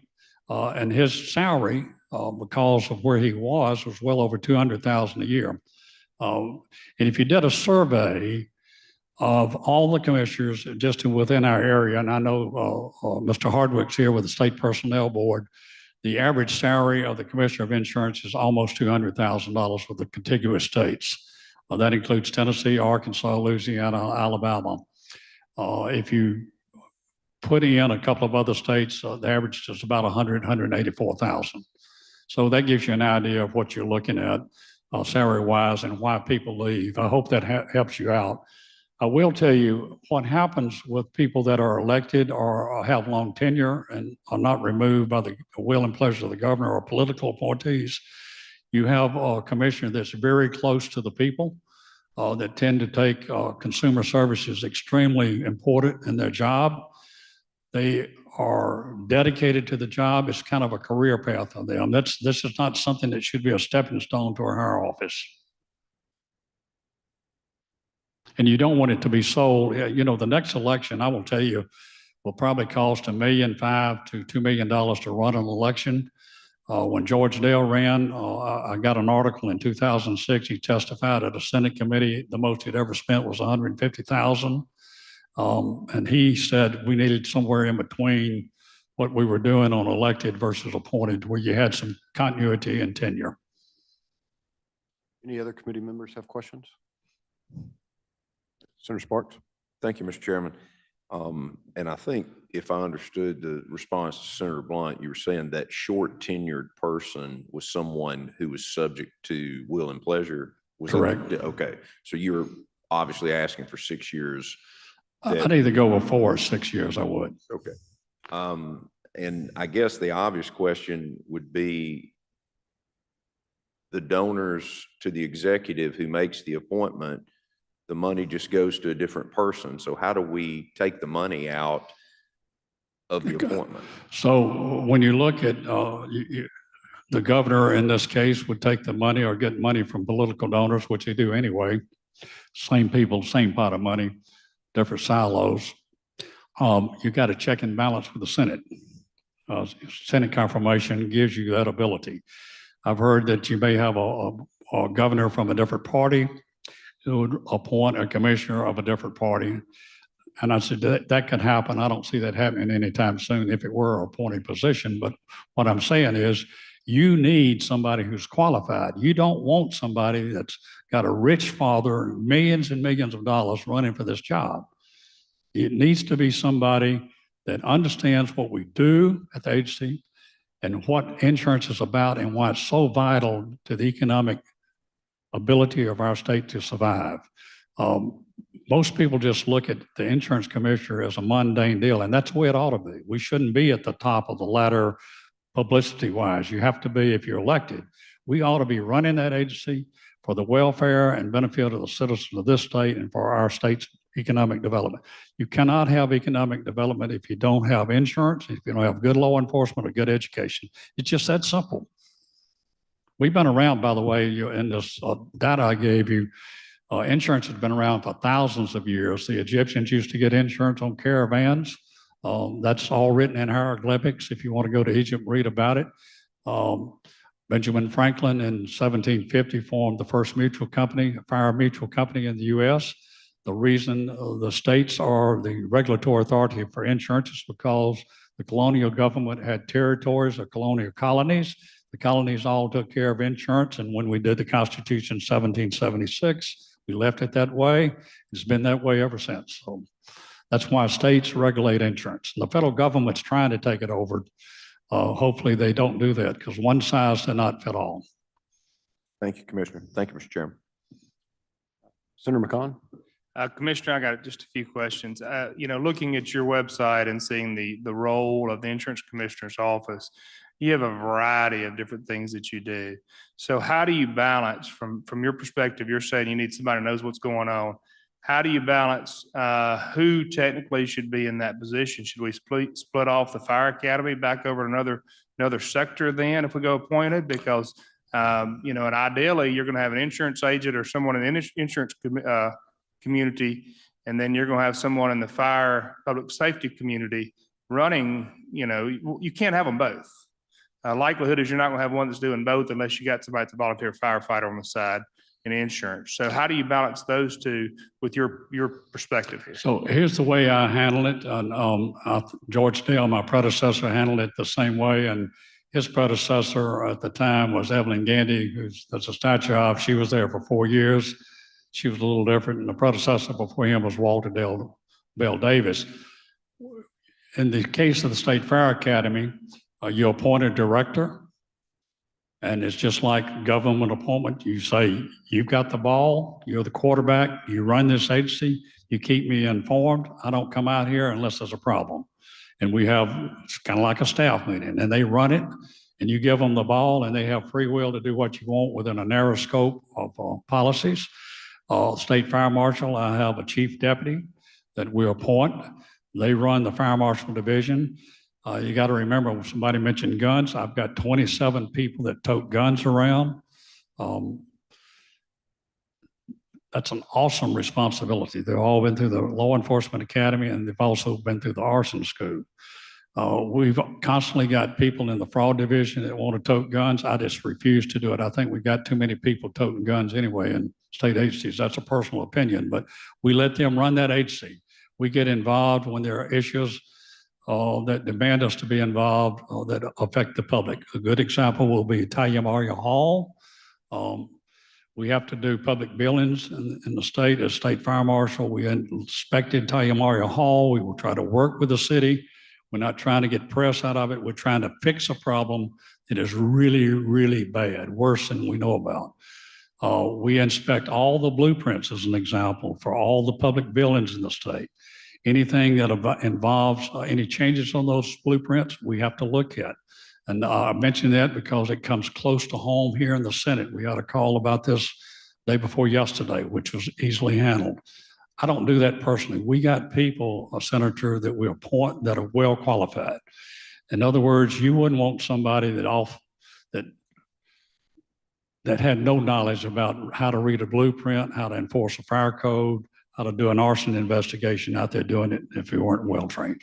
While I understand your perspective there, your agency does a lot. And if we're going to say you should have the authority, if you're going to give it the authority, you should have some knowledge in the area.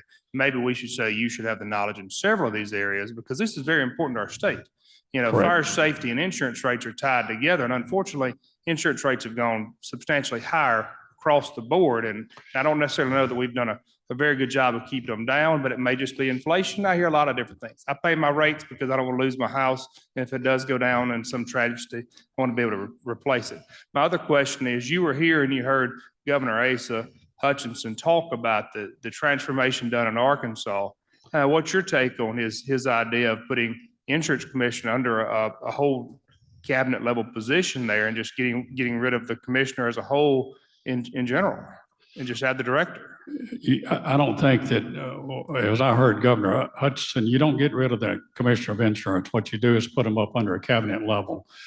That's true in the state of Florida, but I think you got to be careful if you put the Department of Insurance under a Department of Commerce where you don't have the autonomy to do the regulation that you need to do. You don't need somebody calling you up and say, hey, look, I got a friend in the insurance business and you need to cut them some slack on the examination. They're a little weak on the surplus.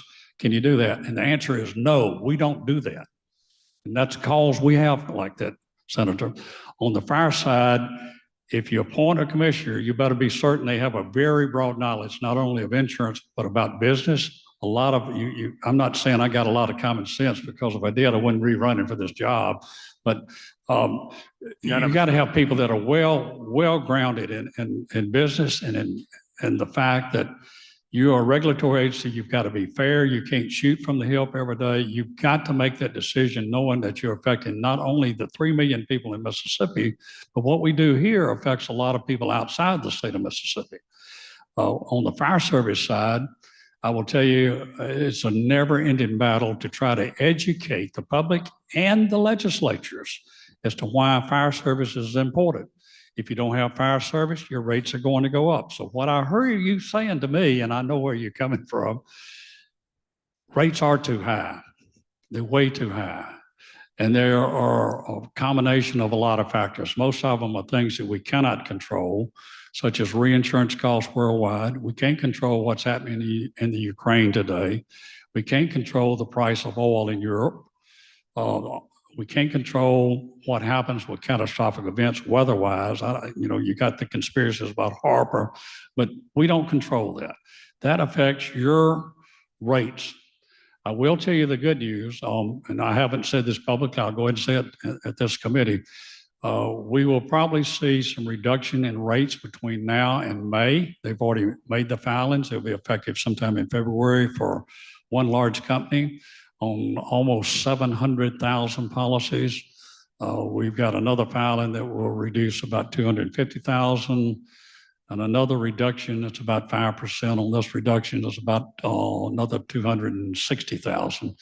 And we got one today that's a company has asked for a 50% reduction in what they initially filed for because they hadn't sold any policies. It's a new product. So we see a softening of the market, but the only way you're going to control, and I get off in a ditch here, automobile rates, is you got to control the issues of stacking. You've got to control the issues of what happens if somebody with no insurance hits somebody that has insurance, and then the person that's insured is sued for millions of dollars. And when you have stacking, you give up your right on tort claim limits, and which a lawyer in the room would understand that. And the consumer has no clue as to what they're giving up. And the next thing you know, their insurance company is trying to defend a $5 million lawsuit because they own 5 vehicles. We see that in commercial transportation. So we're actively looking at that, but we can only attack so many of these problems at one time. I hope you understand where I'm coming from. Commissioner, I totally understand what you're coming from. You remember, I do have that forester and the loggers chew me out Yes, every sir, week. you do. So I will say, as a whole, I think you're hitting some areas that need some help. Just in my mere 5 years here, I've seen the Fire Academy do some substantial increases in some improvements in what they've done out there. Y'all have got some new simulators out there, and I believe that training is key to being sure that we save lives and to keep bringing down those costs. I also know the rural fire truck program has been a substantial asset for all our rural communities. All of those play in on your home fires.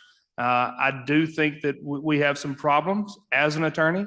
I think it's very hard for me to balance the two. I think we have some problems in the vehicle industry, insurance industry, and I say log trucks and 18-wheelers and ag 18-wheelers all the time that are being targeted for different reasons. And at some point, it's going to break. And you're either going to destroy the industry as a whole, or you're going to figure out a way to help fix the industry as a whole. And we've got to be either one or the other. So I appreciate you bringing that to light there. Thank you, Commissioner. I want to say I appreciate your service because I'm well aware of what you've done for the fire service, Senator. Thank you very much, Commissioner. We appreciate you being here today. So much. If you need any more information, feel free to call on us. Thank you. Thank We y'all. will. That wraps up the government structure hearing today. Thank you all for being here, and this meeting's adjourned.